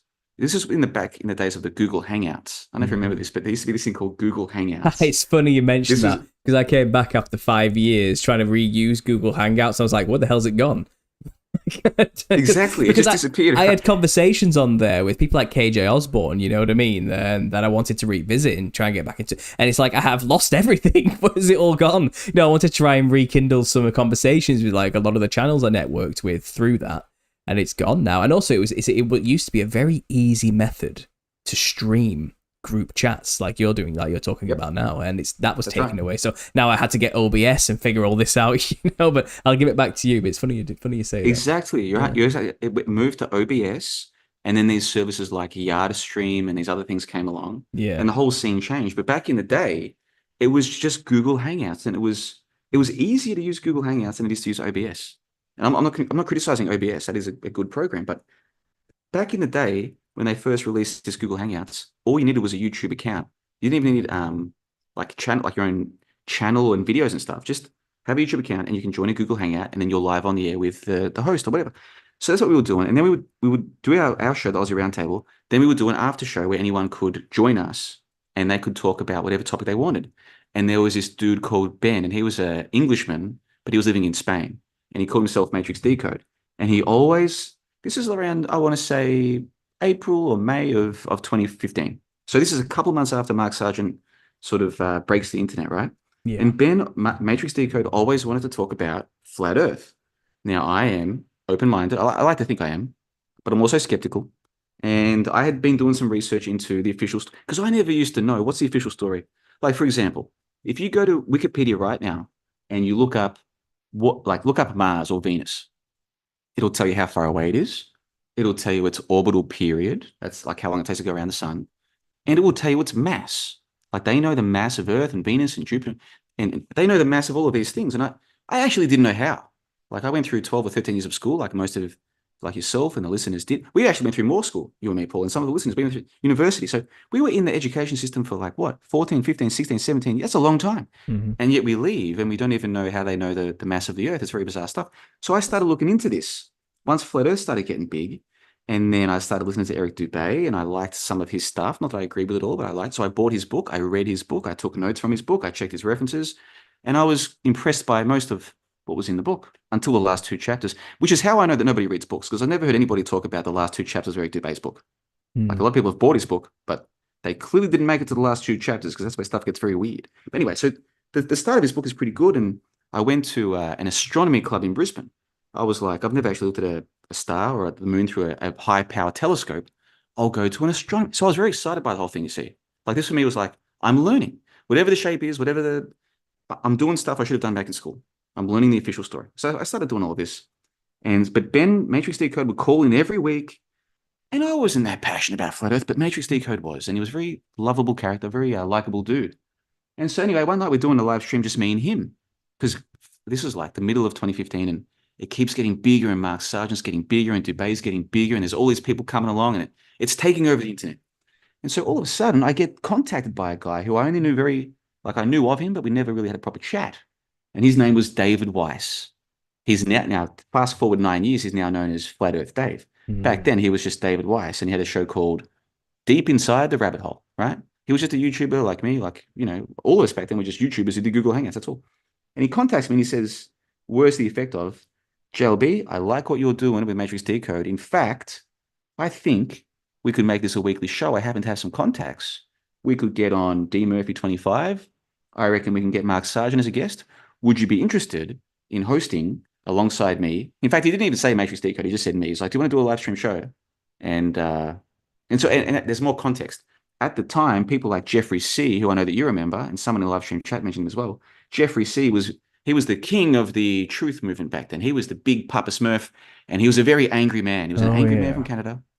And he got very angry that anybody was questioning the show. He was even trying to say the moon landings are real.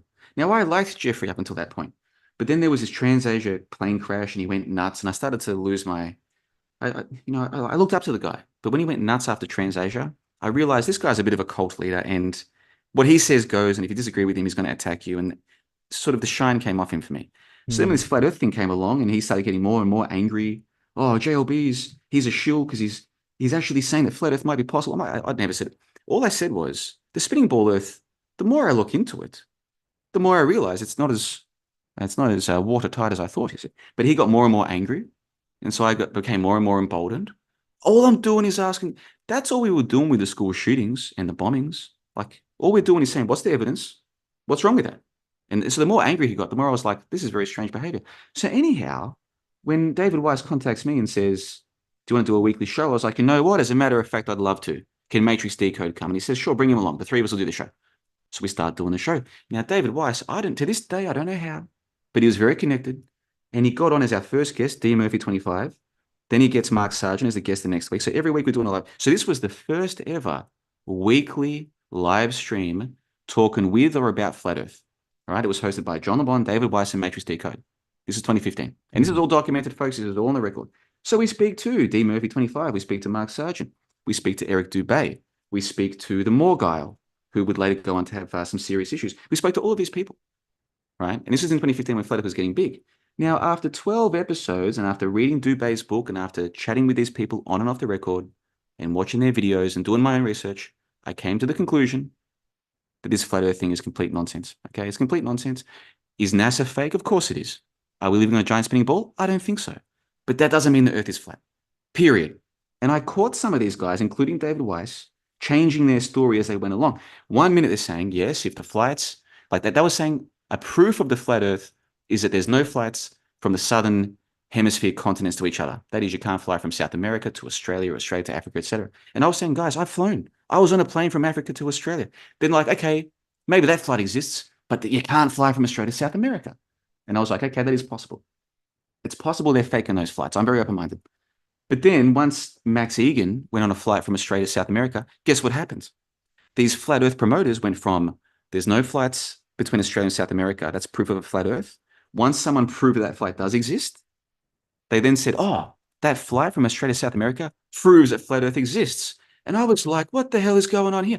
They're changing their story and their idiot followers don't care. And I realized, oh, I'm dealing with an online cult.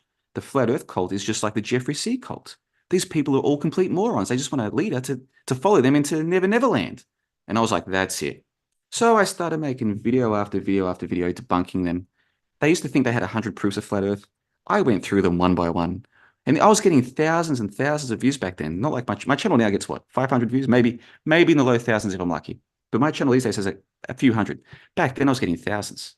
And one by one, I was debunking these stupid flat Earth arguments and exposing the charlatans that were running the whole thing, including one particular fellow, won't name his name. He ran a bullshit, pardon my language, he ran a nonsense Bitcoin car giveaway. I was the guy who exposed it. And that guy was running the Flat Earth International Conference. So I was, like, CoffeeZilla now, CoffeeZilla is this guy who exposes the scams. I was that guy in Flat Earth. But by that stage, I had already established an audience because I'd been interviewing the Flat Earthers for the first ever weekly Flat Earth show. The Ballers Skeptic Round Table is what it was called. So anyway, after like a year of doing this, I was like, I've made enough videos exposing the nonsense and the clowns and the fools and the charlatans. And I think that's my penance. Like, I kind of helped these people get a platform. And I kind of, if I had known how bad these people were, I wouldn't have done that. But I've also now just spent a year exposing these people and their followers want to keep believing it. Okay, let them. As long as they're happy, who cares? And I went off and I focused on other things like the history hoax and sync and the medical industrial hoax. And I left all the FE stuff behind. And I didn't pay FE any attention for the subsequent few years until Will Duffy comes along. A few months ago, this guy called Will Duffy has this idea for a final experiment. And what he's going to do is go to Antarctica, because the flat earthers have been saying for 9 years now, you can't go to Antarctica. And if you can somehow get there, there won't be a midnight sun at the southern summer. So in the middle of summer, what's meant to be there, in the northern hemisphere, in their summer, a midnight sun. 6 months later, there should be, if the ball model makes any sense, there should be a midnight sun. If there's no midnight sun in December, any December, doesn't matter which December, if there's no midnight sun in Antarctica, that means that the ball Earth model is crap. It's no good, part of my language. If there is a midnight sun, that's the end of, the flat Earth should have been finished years ago, but this is the final nail in the coffin. So Will Duffy comes along a few months ago and says, we're going to run a final experiment. And if you want to come along, you can. And so when I heard about this a couple of months ago, I was like, oh, this is terrific. And of course, what has happened since then? Since then, the flat Earth promoters and their dogmatic religious zealot believers have been making every excuse they possibly can about how they can't. They've been offered a free ticket. People like Nathan Oakley, David Weiss, now he's called Flat Earth Dave, making lots of money from Flat Earth. So the guy who came up with the Ball Earth Skeptic Roundtable idea, I came up with the title for the show, but he came up with the idea. He got the first guest. It was his idea originally that he put to me, and then we started the show. So you can see how important he was to the whole thing. Now he's making all this money. He's this guy who goes to conferences, makes his money. Flat Earth Dave, he calls himself. He and I hosted the first show of all of this. And here he is all these years later, making all this money with his flat earth maps and all the rest of it. And he's been offered a free ticket to Antarctica. And he's been on the record saying you can't go to Antarctica, they won't let you. There is no midnight sun in Antarctica in the summer because the earth is flat, right? Well, Will Duffy comes along with the final experiment, and he has exposed these people as clowns, fools, and charlatans. He's given them he said, we're going to give you a $30,000 ticket to come to Antarctica. And if you are correct, there's no midnight sun, you're going to prove the flat earth. You're going to destroy the ball earth. So you're going to be a hero, for Christ's sake. So come along. And they won't do it. You know why? Because they know that there will be a midnight sun down there, because they know that flat earth is nonsense. And they know that they've been leading their well-meaning but very foolish followers along for years now. And they know that the gravy train is about to come to a screeching halt. And I have to say, I'm loving every minute of it, Jerry. This has been fantastic. So to give you that story, in a 411, I was there at the beginning. I was the first guy to expose all of this nonsense. I went away for a few years from all of that because I really couldn't believe how silly these people were. But I'm back paying attention to Flat Earth. I interviewed Will Duffy a month ago for a Conversation, which is available at conversations.com. And I'm very happy to see that this absolute nonsense is coming to an end. Now, people come and say, well, JLB, if you don't think it's a flat earth, does that mean you think we live in a giant spinning ball? No, I don't think we live in a giant spinning ball. Someone has put this idea in your head that you've got to choose one or the other. Yeah. And I've been saying since 2015, they're both bad options. There's a much better option. And I've been explaining this for years now. And I've got some very detailed material at johnthebond.com going through. Here's what we know. Here's what we can see. Here is the empirical evidence. Here's the most logical explanation. It's not a flat earth. That doesn't mean we live in a giant spinning ball. So, Paul, I don't know if that answers your question, or I don't know if that responded to that guy who left that comment, but that is why the flat earthers will attack me. The flat earthers will attack me because of my history with them. But the NASA believers attack me too. I'm getting attacked from both sides over here, man. And I have been for 10 years now. It's crazy. Mm-hmm. It's really crazy. Well, yes, I can see why you're a generally hated guy by both of those factions in that movement. To be honest, I try to stay away from both of those factions with a 10-foot barge pole because of the cult-like insanity and lunacy that it sends to drum up in anybody who talks about it. And the dichotomy of, well, you must be one or the other is very much present in all of that. All of that argument, all of that discussion. It's very much, if you're not with us, you're against us. And I've always thought the traditional flat earth model, which is basically a disc with a ring around for Antarctica, is flawed. I don't think it is I don't think it really is what they say it is. But at the same time, I know 100% it's not what NASA's telling me either. And I call myself a biblical cosmologist. I explained this off air earlier, didn't I? I believe it's just simply an enclosed system. I think the Earth even has corners, as it's described as the four corners of the Earth. Perhaps maybe it's square with a circle in it, or maybe there's more land that we're not aware of, and the realm is far bigger than we understand, or whatever it is. I do not claim at all, from my very limited position and perception, to have the perspective of God to ever understand his creation in all of its glory and full capacity. So I'm okay with that. I'm kind of okay with not knowing and not picking a model, and it'll be a pleasant surprise in death when I see it for myself, type of thing. You know what I mean? Whatever that is. But the vitriolic cult-like passion it drums up in people, it was a red flag for me from the very beginning. So when I was watching this whole thing with you, back in the day, and watching you argue with these people and seeing these group and movements come up, I very much did get a controlled opposition-y feel from them all. I'm just going to say it, I don't know if that's a wild speculation from me. That's not gospel truth with zero evidence to back it up. I'm just saying a gut feeling. I never got a good vibe from any of those characters you mentioned, ever. I just didn't. Well, I've given you the story that's all documented and anyone can check. Like, it's all on the record. Like, that's the beauty of YouTube is people are making videos. Okay, even if the videos get taken down, people can have copies. So everything I just said to you, I can verify with video, and screenshot evidence, everything I just said. There were other things that happened behind the scenes that maybe gave me a better insight into just how, I don't want to use the word nefarious, but there was things going on behind the scenes that I don't want to speak about because I can't prove it to you because it happened in private conversations and what have you. But I probably had a better vantage point to realize early on, hold on, some of these people do mean well. Like some of the flat earthers actually meant well. They weren't all bad people. They weren't all bad people. Some of them genuinely meant well. And they were just along on a journey trying to discover, which is all I was trying to do. So some of them were good people. But there was some of them where I realized relatively early on, okay, this person is not the real deal, shall we say. And there are people out there, maybe some of them are listening right now, they know what I'm talking about, and they probably should have woken up to some of this earlier on. And I did what I could, Paul. I did what I could. Now in the live stream chat, Sasha Orphan Red says it was such a shocking idea, and researching flat Earth was so much fun in those early days before all the trolls piled on. That's another thing. People, when you got in the last few years, you might not realize flat Earth was fun in 2015. It hadn't become a cult yet. It hadn't become a religion yet. It hadn't become full of these people with nothing else going on in their lives, just looking for purpose, which that's nothing against them. We're all looking for purpose and community and belonging. Well, in 2015, when Flat Earth first came along, it wasn't that. It was this idea that some of us were exploring. It only became a cult late 2015 into 2016, and then that's when it all became what it is today. But if you missed out on 2015, man, you missed out on some fun. Not just Flat Earth, the so-called truth movement was fun. Jeffrey C. before he lost his mind was fun. They had this thing called the We'll Do It live show every week. That was like the whole scene was so much fun. And I kind of think I got sucked into this whole thing back when it was fun. It's kind of like going to a party. You get there and it's fun and everything's great. And you're having so much fun. You wake up like, a few hours later, you're like, hold on, where is it? This is what the hell? What on earth happened here?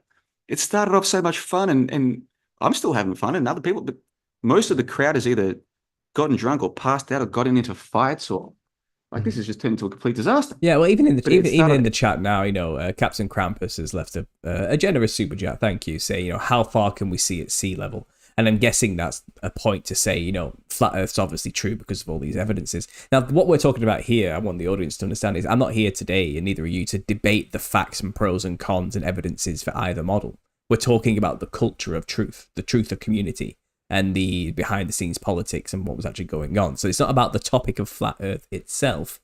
What I like to do on my channel, and always have done, is to get retrospective about the characters and people and the cultures that were created in the truth movement and what was going on there. And I think that can offer a lot of insight into where are we getting our information from, type of thing. And again, there are agendas at play, whether it's necessarily nefarious or not. As you were mentioning there, David Weiss makes a lot of money doing what he's doing today. Okay, and again, that's not to say that proves he's anything, but he makes money doing what he's doing. So there is a vested interest in maintaining the model that he has sold, and you have to wonder why he's, as you've just shown me, and how was it Will was explaining on your last podcast, which I listened to before this show, why are they not jumping at the opportunity to go and see for themselves and prove whether or not their claims are accurate? Someone's going to pay for them. It's an all expenses paid trip to the place, which will prove whether or not it is A or B. But at the same time, I'm also like, well, it's kind of a false dichotomy, the midnight sun will not prove anything about the nature of God's creation. It's kind of, just because one is true doesn't mean the other will suddenly be true. One is false means the other will suddenly be true. It doesn't suddenly mean it's a globe if there is a midnight sun. Do you get what I mean? It won't prove it's a globe, but it proves these guys were wrong, though, because they've been saying, and they're on the record, Nathan Oakley, David Weiss, the rest of them, they're on. That's the beautiful thing about what Will Duff is doing. He's got these dudes on the record saying that there is no midnight sun down there. You can't even go there. And this is proof of flat Earth. So if this was a proof of flat Earth, how can you turn around and say, oh, actually, it doesn't make, if there is a midnight sun, it doesn't actually, well, hold on. Your story was that it is important. Not you, Paul, but these people, their story is that it is important. That's why they were talking about it. They were saying there's no midnight sun. You can't even go to Antarctica. This is proof of flat Earth. If you can go to Antarctica and there is a midnight sun, how does it suddenly not matter anymore? This is ridiculous. And if these people really believe what they're saying, if they really believe you can't go to Antarctica, if they really believe there's no midnight sun, if they really believe the Earth is flat, okay, great. Go there, prove it. It's going to be documented for the world to see, right? This is going to get so many eyeballs.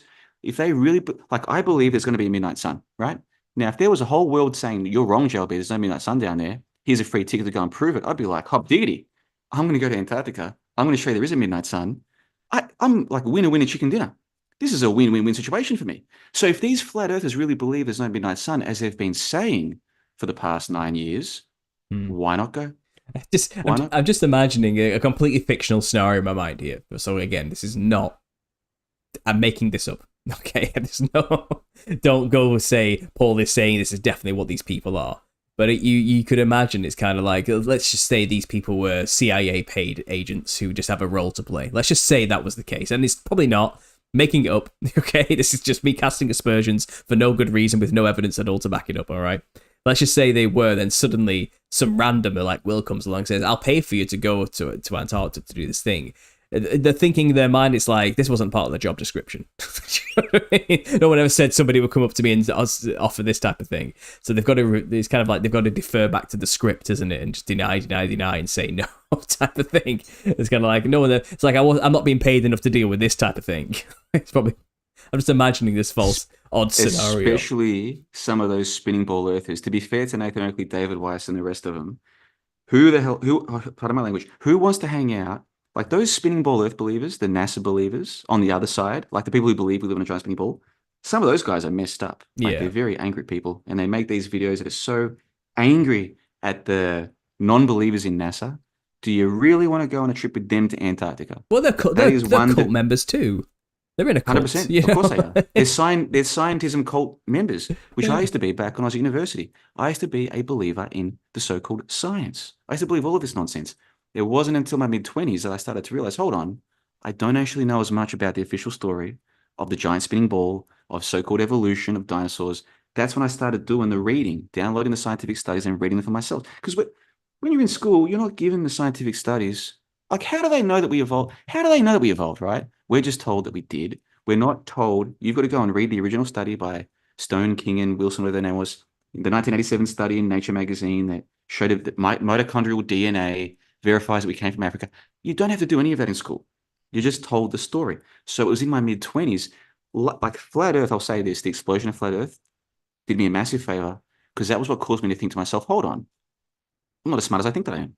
I believe all these stories, but why do I believe them? So I started going back and reading the actual science for myself. And that's when I started to realize, the official cosmology, outer space, evolution, dinosaurs, I believed all of this only because I hadn't read the studies. Now that I've read them, I can see this is a load of malarkey.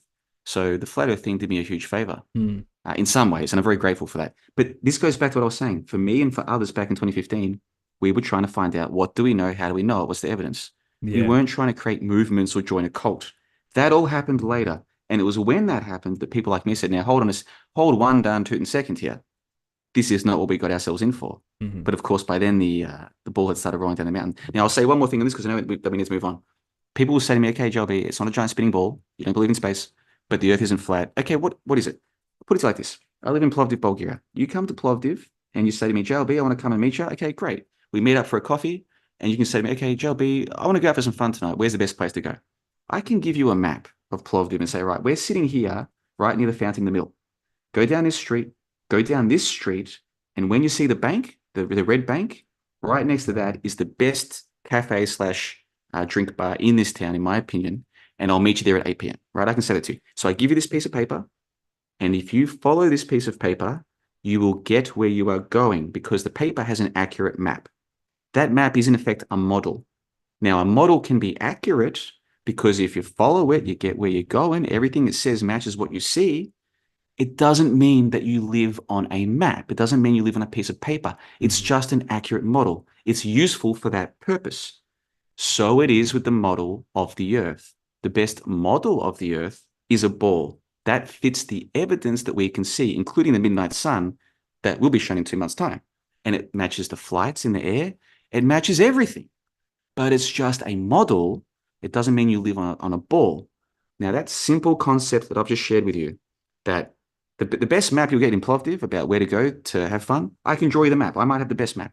Doesn't mean you live on a map, but that is the best map. Some other guy comes and scribbles on the paper and says, oh, you go here, you go there. That guy's a drunk. He doesn't know what he's talking about. That's a bad map. It's a bad model. But if you get an accurate model, That's a good model, but it is still just a model. It's still just a map. So it is with the ball Earth. The ball Earth is the best model. It doesn't mean that we live on a ball. Now, to me, this is very simple. And I've been trying to explain this for 9 years and people still don't get it. The best model is a ball. Doesn't mean you live on a ball. The flat model doesn't work. It doesn't work at all. At all. So you have to reject it. The best model is a ball. Doesn't mean you live on a ball. And 99% of people cannot understand this very simple idea.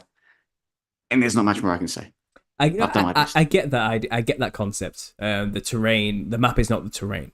Is a good way of describing it. And no real military man doesn't understand that point when we're going into a land. You know what I mean? It's like the map does not represent what the truth of actually the place actually is, but it's a good thing that'll get us where we're going. And I completely understand that concept. And my model, personally, is the psychedelic model. This is kind of something I've been mulling around in my own head, because I think reality is far more malleable and trippy and way trippier and incomprehensible than we can actually understand from our very limited sensory perception. And this is as somebody who explored the psychedelic realm for many years, you know what I mean, and was very much in that scene. The things I've seen have told me that, reality is not at all what we see with our senses. It's a very limited bandwidth of what's really going on. So I think creation is far trippier than we can ever comprehend. And any model we try and draw to understand God's creation and how it operates and works will always fall short. But there's many maps and models we can make that are good enough to navigate through it. But we'll never create a working model that fully encapsulates the creation itself. That's where I stand on it. And I think the foolishness comes from keeping people distracted in thinking they can figure it out. And when I look at movements like the Flat Earth movement and what it's become and how it was co-opted from the fun stage into the cult stage, it's kind of, I see that happen with every topic, every type of truth out there, any type of topic, it always ends up getting co-opted and turned into something silly. And then they create things like flat earth societies that have an obviously flawed model. And that becomes the example the media can mock to silence anybody else from even considering looking into such concepts or even questioning narratives like that. It's kind of sad. I'm kind of worried it's going to start happening with the Millennial Kingdom topic, and I suppose in a way, when Tartaria first pops up, that was fun. When the alternative history people started cropping up, that was really fun. But then it seems as time has gone on that there are now like actors in positions who are spreading the Tartarian old world Antiquitech narrative. But I've discovered that falls short and it has so many flaws and holes in it that it can't possibly be the case to the extent they're saying it is. But they have this whole cult movement surrounding them now. It's odd. It's very odd, And then I've now cropped up in the past year saying, well, maybe it was talking about the millennial reign of Christ. It seems to biblically fit, And it's early days right now, but who knows what's going to happen with this particular movie? Because I've seen it happen over and over again, like I'm sure you have, John, in this time, and you've lived through one of them, And I witnessed it. Two of them. I lived through two. The Jeffrey C. one and then the Flat Earth one. Yeah, for people who don't know, the Jeff C. thing, he was everything is a hoax guy, basically. It's hoax. The hoaxer movement, It's kind of, and it's just until TransAsia came along, and then he did a 180, and all the people who were saying that plane crash was a hoax, he started accusing us of being paid. He accused everyone. He went from saying everything's a hoax, and then in like January or February of 2015, there was a plane crash in Taiwan, and then people are like, oh, this is a hoax, and he's like, no, this is real, and he says, and my heart goes out to the families. And we're like, you used to tease people who said stuff like that. You used to make videos teasing the families, the grieving. You used to make videos teasing the grieving families on CNN, saying that they're actors, they're fake of all of these events. But with this event, anybody in the so-called community who doesn't agree with you that's real, you're now attacking them and you're saying that your heart goes out to the family. We're like, bro, it bamboozled us. We're like, what? At first it was like, is he doing like a performance art piece? Is this like a sketch? Is this a test of people's ability to think? And it went on another day, another week. This went on for months, actually, where he was saying that TransAsia was real. And then, of course, Flat Earth came along after that. And so I was probably lucky with Flat Earth. I was able to identify the culty elements early because I'd already lived through one online truth cult, thanks to Jeffrey C. So I probably had that benefit up my sleeve. Yeah, I mean... it's a shame that we didn't spend more time talking about the golden days. But next time we do one of these chats, we'll have to go into more detail because you were there. You saw what happened. Like if I say names to you like Red Pill Revolution Yeah. or who were the other big people? Oh, Do you remember Red the Ice? Australian dude, PK 22, Yeah, yeah. Do PK you 22, remember and Red Ice Radio, the Swedish guys? Do you remember them too? well, I remember Red Ice, but I never interacted with them because like they already had a massive platform. By the time I got here, 2014, they already had their own channel. And Yeah, yeah, did you but interact with them? Did you? no, well, I actually used them in my thesis for university talking about occult symbolism. They actually told me quite a lot of things, but they're gone now. They don't exist. Then there was Truth Stream Media. They're still going strong as well. Then there, Are you sure that Red Ice doesn't exist, or are they just being deplatformed off YouTube? I think, I have a well, sneaking suspicion. maybe they do exist, but I don't see them on YouTube anymore anyway. There was a huge culling event. It's been quite a few culling events, actually, wasn't there? 2016 was a big one. A lot of them just vanished after that, like that particular time and event. But maybe they are. I don't think they are still around, though. I think I remembered looking and not finding them. Who else was knocking about in those? I'm trying to think of like names now, going back in time. But those White Rabbits they were knocking about. I'm gonna have to compile a list. I'm gonna have to get my memory cap on and. All right. Do you want something? This is going to sound a little bit. We should end on a bit of a more funny note, okay? And this is nothing against any of the individuals involved, but I started to realize that Jeff C's group, because he had a group, the same people on every episode of We'll Do It Live, and I remember. for listeners, if you weren't there. They had this weekly show. They began at the end of, I want to say the end of 2014, they began, and they had their weekly panel. Jeff C was the leader. Red Pill Revolution was there. PK would call in for his regular bit. He was a very funny guy. Then they had these other people who wouldn't say much. They had Chrissy Tokyo. They had a guy who was called Justin, but he would later go on to rechristen himself as Abaddon, and some other guy called Rob. Anyway, so they were the regular people, and they would have like 100, 200, 3, like this is back in the early days of Google Hangouts. They would have hundreds of live viewers. The live chat was going nuts, and it was funny. It was mocking the fake news stories. It was like it was angled at being a humorous show, which it was. And when he was in a good mood, GFC had a pretty good sense of humor, I thought at the time. Well, anyway, after TransAsia split everything in half, and then Flat Earth came along and made stuff worse because even some of Jeff C's own fans didn't believe in NASA. But he had to hold the line that the moon landings were real. And so the whole thing fell apart in the space of about 5 or 6 months, right? The Baller Skeptic Roundtable started, like, I was living rent free in their heads, and they started talking about my show all the time. And it was a lot of fun. Anyway, fast forward a few months, and this is when my suspicion of a truth cult, like an online cult.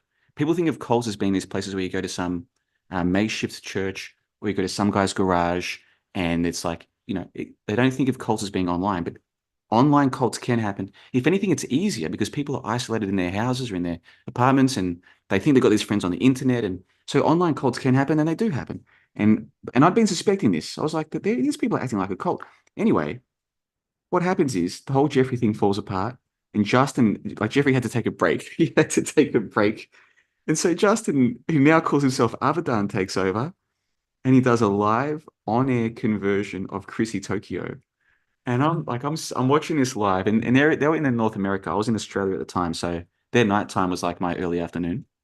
So I'm sitting there, it's a beautiful day outside. I'm sitting there looking at my laptop, and these people who I used to trust, I used to do live shows with these people. Like I fell into this trap of thinking that you're friends with these people because you get along so well. And I'm watching these people, and I'm watching Justin, now known as Abaddon, doing a live on-air conversion of Chrissy Tokyo, the token lady of the panel, who never said much, but she was always polite, I thought. And there you go, Justin, the wannabe truth guru, who's taken over for Jeffrey, doing a live on-air conversion of Chrissy. And I'm just thinking to myself, is this even real? Like, what have I been involved in with these people? And that was the last bit of evidence I needed that Jeffrey's group was a very strange group of people. Of course, once I established that, it wasn't long before this other truth cult, this other flat Earth cult came along, and I had my hands full with these people. And it's been a lot of fun, Paul, the last 10 years, hasn't it? When you sit here and it's been a wild ride.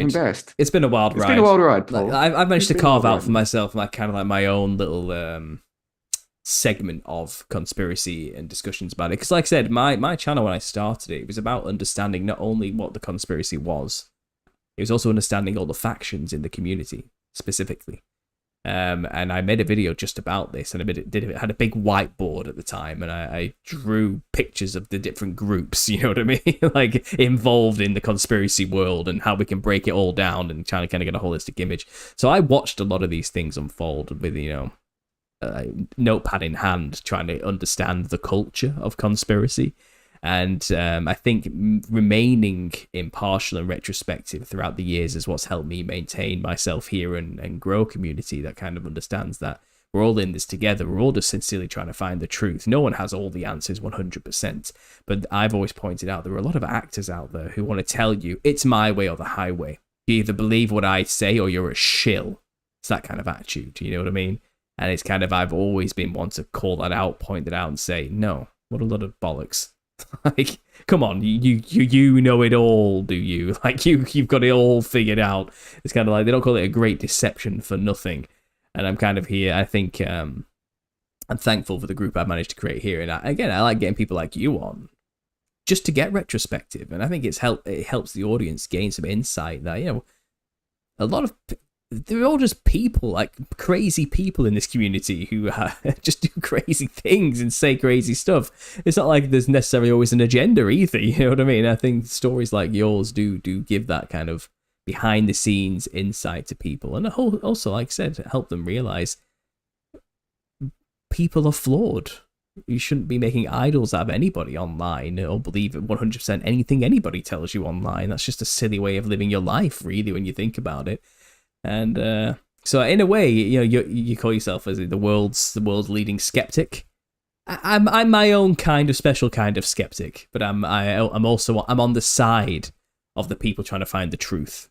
I'm sympathetic to even the crazy truthers, you know what I mean? It's kind of, I'm there with you, I'm one of you, but at the same time, we need to get our act together. We need to realize how we're presenting ourselves to people. Because if you want to convince anybody of the truth, you've got to think about how you're presenting it and how you look as a person. And if you look like an absolutely lunatic nut job. I do look like that, though. And that's the thing. You are correct. You are correct. Because I went to Estonia last year. I was invited to speak at a conference on the history hoax. So you know where Estonia is? It's right next to Russia, near Finland. It's right at the top of Eastern Europe. I flew there last year to speak at a conference. Did I shave my beard or cut my hair? No, I didn't. Did I wear professional clothes? No, I didn't. I just went as I am. And a couple of people said to me, man, if you want to convince people, you've got to look the part. And I said, who told you I was here to convince anybody? All I'm here to do is to present the evidence and my conclusions. Oh, well, and if people... I personally wouldn't say it's about looks necessarily. It's about... No, it is about looks. If you want to convince people, you have to look the part. But here's the beauty of it. I'm not trying to convince anybody. When I first got into this, I was. Now, I'm not. The way I see it, if someone's happy believing in flat Earth, or spinning ball Earth, or dinosaurs, or evolution, or ancient history, or that the hospitals are there to help them, or that ultrasound is necessary for their pain. If they believe any of this and they're happy, that's fine by me. It's out of my hands now. It's something much bigger than me is going to take care of all of this, I pray. It's not my job to convince anybody anymore. What I can do is find the evidence, present the evidence, say, here's where I got this evidence. You can go and check it. And here's my conclusion, and that's it. That's all I can do. It's like what we said at the beginning, Matthew 7:6. Cast not ye pearls before swine. Well, I'm casting my pearls, and how people then behave is up to them. And some of them do trample the pearls, and they do attack me. There's something bigger than me that created this. I didn't create this place, man. All I'm doing is documenting the evidence, and I'm one of the very few who is. And then how people respond to that, I'm not trying to convince anybody. So if someone said to me, JLB, you want to convince people, cut your hair, cut your beard, get some better clothes. I'm like, yeah, you're right. If I want to convince anybody, I'm not here to convince anyone, my friend. Not a single soul. Well, to be honest, you are pretty convincing with the way you talk. So don't sell yourself too short. You're doing something to get people to at least listen to you. That would be nice, at least. Maybe not convince them, but it'd be nice for them to listen to you. And I think you do a good job of presenting that. I thought when I never even heard of Bomversations until you contacted me. And as soon as I heard I just listened to a random one, I can't remember what it was. I think you were reminiscing with a couple of people about the Golden Age again. And I was like, I like this guy. He's got a good vibe. It's appealing. And again, we need in this game are more people like yourself who aren't just going to give into cult mentality as well. you know, and I think that's why I appreciate you, John. Why I appreciate having these conversations with you. I just have to do a quick shout out to Bebe in the chat, who reminded me of Red Silver J. All I gotta say. Sorry, that guy I remember that one. Whatever happened to him? I remember him. I have Red no Silver J, all I idea, gotta say. but I used to watch him all the Review time. time, partner. That's the one. He had some bangers, didn't he? Yeah, that was it was a good time. I'm getting all nostalgic now, but thanks for the reminder of Red Silver J there.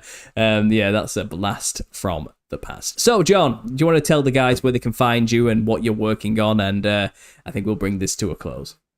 Yeah, absolutely. So they can find my material. I've got a YouTube channel where I've published more than 1,000 videos over the years, and my first channel was actually deleted, but I kept copies of all of it. So what I'll do is I'll send a link if Paul wants to include this in the show notes or whatever. I've got a YouTube channel. I've got a website, johnlebon.com, JOHNLEBON. There's literally dozens, if not hundreds of hours of free content there waiting for people. I also do spend a lot of time creating content just for the members of johnlebon.com. We make all of this possible. But if you're new to me and you want to find out more, there's a page there with a ton of free content that I recommend you check out on a range of topics. The history hoax, what I call sync, this film analysis looking at the so-called coincidences and the TV shows and the news and what have you. The medical industry, I've got some very controversial opinions about that. Dinosaurs, spinning ball earth, I mean, you name it. I've looked at a lot of topics over the years, and I've come up with my opinions, and I share them with you, and I encourage people to contact me, and I've been very lucky. Over the years, some people have contacted me and said, JLB, because of your work, I looked into this particular topic. For instance, one guy contacted me and said that him and his wife didn't get their baby ultrasounded because they heard what I was saying about it. So they did their own research, and they discovered that they had been misled. Now, I don't get those emails all the time, but I get them sometimes, and it really makes my day. So clearly some of my work has had some positive impact. I just hope that at the end of all of this, the net impact will be positive. But there's a ton of content, like I said, on all kinds of topics at johnlebon.com. And if you want to hear me shut up, go to bonversations.com. When I have a guest on the show, that's what I do. So when we had Paul on the show a couple of months ago and the other 50 guests that have been there over the years, it's basically me saying, hey, this is Bonversations. We're talking with this guy. And I shut up and let them speak. So if you think I've spoken too much today, I probably have. But the Bonversations, I do the opposite. I get guests on the show and we talk about all kinds of topics. That's bonversations.com. And the first hour of every episode, sometimes more than an hour, is available to stream or download totally for free. Don't need an account. Don't need anything. In fact, it's on Spotify. You can find me on Spotify. And so that's bonversations.com. So like conversations, but with a B, play on words, you get it. So johnlebon.com, bonversations.com, and the YouTube channel are the best places to find me. And I'm sure that Paul will provide links to all of that in the show notes below. And thank you very much, Paul, for having me on the show. This has been a lot of fun. I did have probably a bit too much coffee today, but I think I've done a relatively good job. I know I probably annoyed some of the audience with my comments on Flat Earth, but that's really your fault. You only brought that topic up, and you should have known that would happen. Did you see them attacking me in the live stream? We should have known that would happen. That happens every time. Hey, but I'm not trying to annoy anybody, really. I wish everybody well. If you believe the Earth is flat or whatever, like really, I just want people to be happy. And if someone is happy, they're not going to come and attack me. I want the whole world to be happy. If everyone's happy, no one's attacking me. I want people to be happy and healthy, and I wish everybody the best. If you want to see, I have a Telegram group with like 1,700 members now, okay? And I created a subtopic called cosmology, okay? And I do not get involved, okay? I've created it just for people to argue with each other, all right? And that's basically all it is. And every now and then I just throw a grenade in there and say something I know is going to rile them all up. And then I just disappear and don't join in again for another like 6 months, just to check in every now and then. I think the only thing I posted in there was play nice at the start, and I left it alone because I know what it's like. I understand just how much this really messes with people in like a fundamental, like basic, like lizard brain level. You know what I mean? People get really upset and angry about questioning the dogma on that particular topic. And like I said, I think I made it clear what mine is numerous times. Like I said, I'm very loosey-goosey about it. I don't know what the model is, and I'm okay with not knowing. It's fine. It's not the most important be-all, end-all thing of everything in creation. But again, I appreciate you coming on, just sharing your view there, John. And people who don't like it, I mean, like I said, that's just a part of living in the world. People have different opinions, and we're allowed to talk about with each other about our viewpoints. And we should be able to do that freely without being attacked, of course. So that's the kind of community I like to foster. And I hope people here today, I hope I haven't lost too many subscribers by having you on, John. Let's put it that way. Well, let me say this as a final thing. To all the people who support what you're doing, good on them. And when I was on Greg Carwood's show, the Higher Side Chats, Greg's a dude who used to work in a computer game store and he wanted to do something different with his life. And he built up a podcast. It's now successful enough to fund his life with his wife, and he's got 2 kids now. And I said to him at the end of my conversation with him 7 years ago, it's an inspiration. This idea that people who want to do more, there are opportunities in the world if you just do the work, put in the effort, you can build up an audience and a community, and you can live a much better life than what you were doing before, and you're offering something to people that they want, whether it's a podcast or a book or whatever. So that's inspirational to me. And so I said that to him at the end of my chat with him 7 years ago. I'll say the same thing to you, Paul. What you've done, whether we agree on everything or not, clearly we don't. What you've done is fantastic, man. Good luck. Like, congratulations with the success of the book. And I'm sure you have more books in you. You're still relatively young, same as me. And you're probably on the way to the big leagues, man. So well done with what you've done, man. Congratulations. And hopefully, once you make it to the top, you'll still think of little old JLB and come back for a repeat conversation over at Conversations. Hopefully we'll see you again.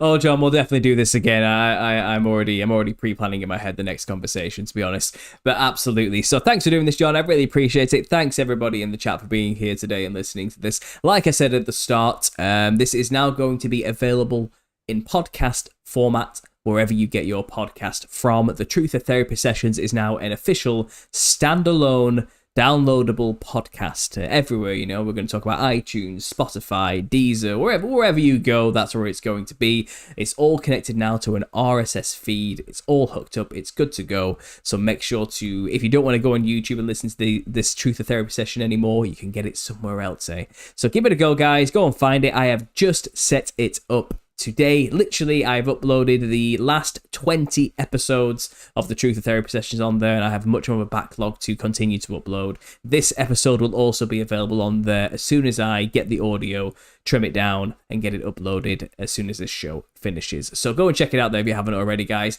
Thanks for listening. And John, don't forget you owe a free membership to somebody. You might want to go and figure out who their name was again. I can't remember, but make sure I've got it written down, actually. Peanut Gallery 4, email johnlebon123@gmail.com, and you've got a membership to johnlebon.com on the house. That includes access to more than 500 hours of exclusive member videos, podcasts, and more than 100 articles on a range of topics. Plus, you get access to our Discord, which is a very tight-knit community of people who question what we think we know.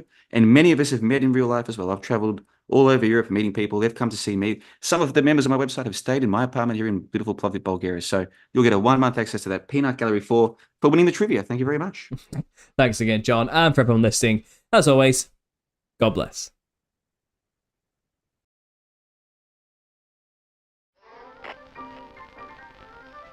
When ordinary people think of autumn, they imagine shorter days, cozy fires, curling up with a great piece of literature, and basking in the warming scent of cinnamon with shades of burnt orange, which your other half has decided to spend the life savings on to decorate the home for only 2 months, just as God intended.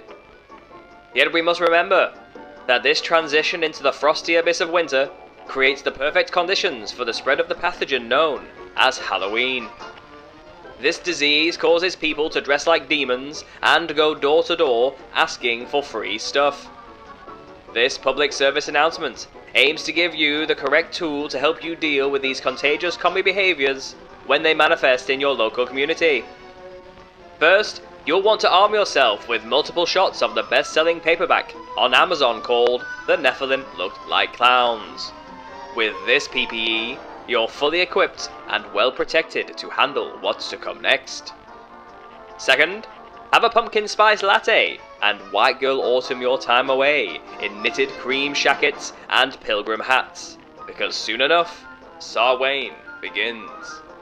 This is when the veil between the spirit realm and the physical world is at its thinnest, and possession, the main symptom of Halloween, is more commonly presented, causing this type of unironic cringe to start happening. Just look at him. This poor soul thinks he looks cool. And if you're not careful, this could be you.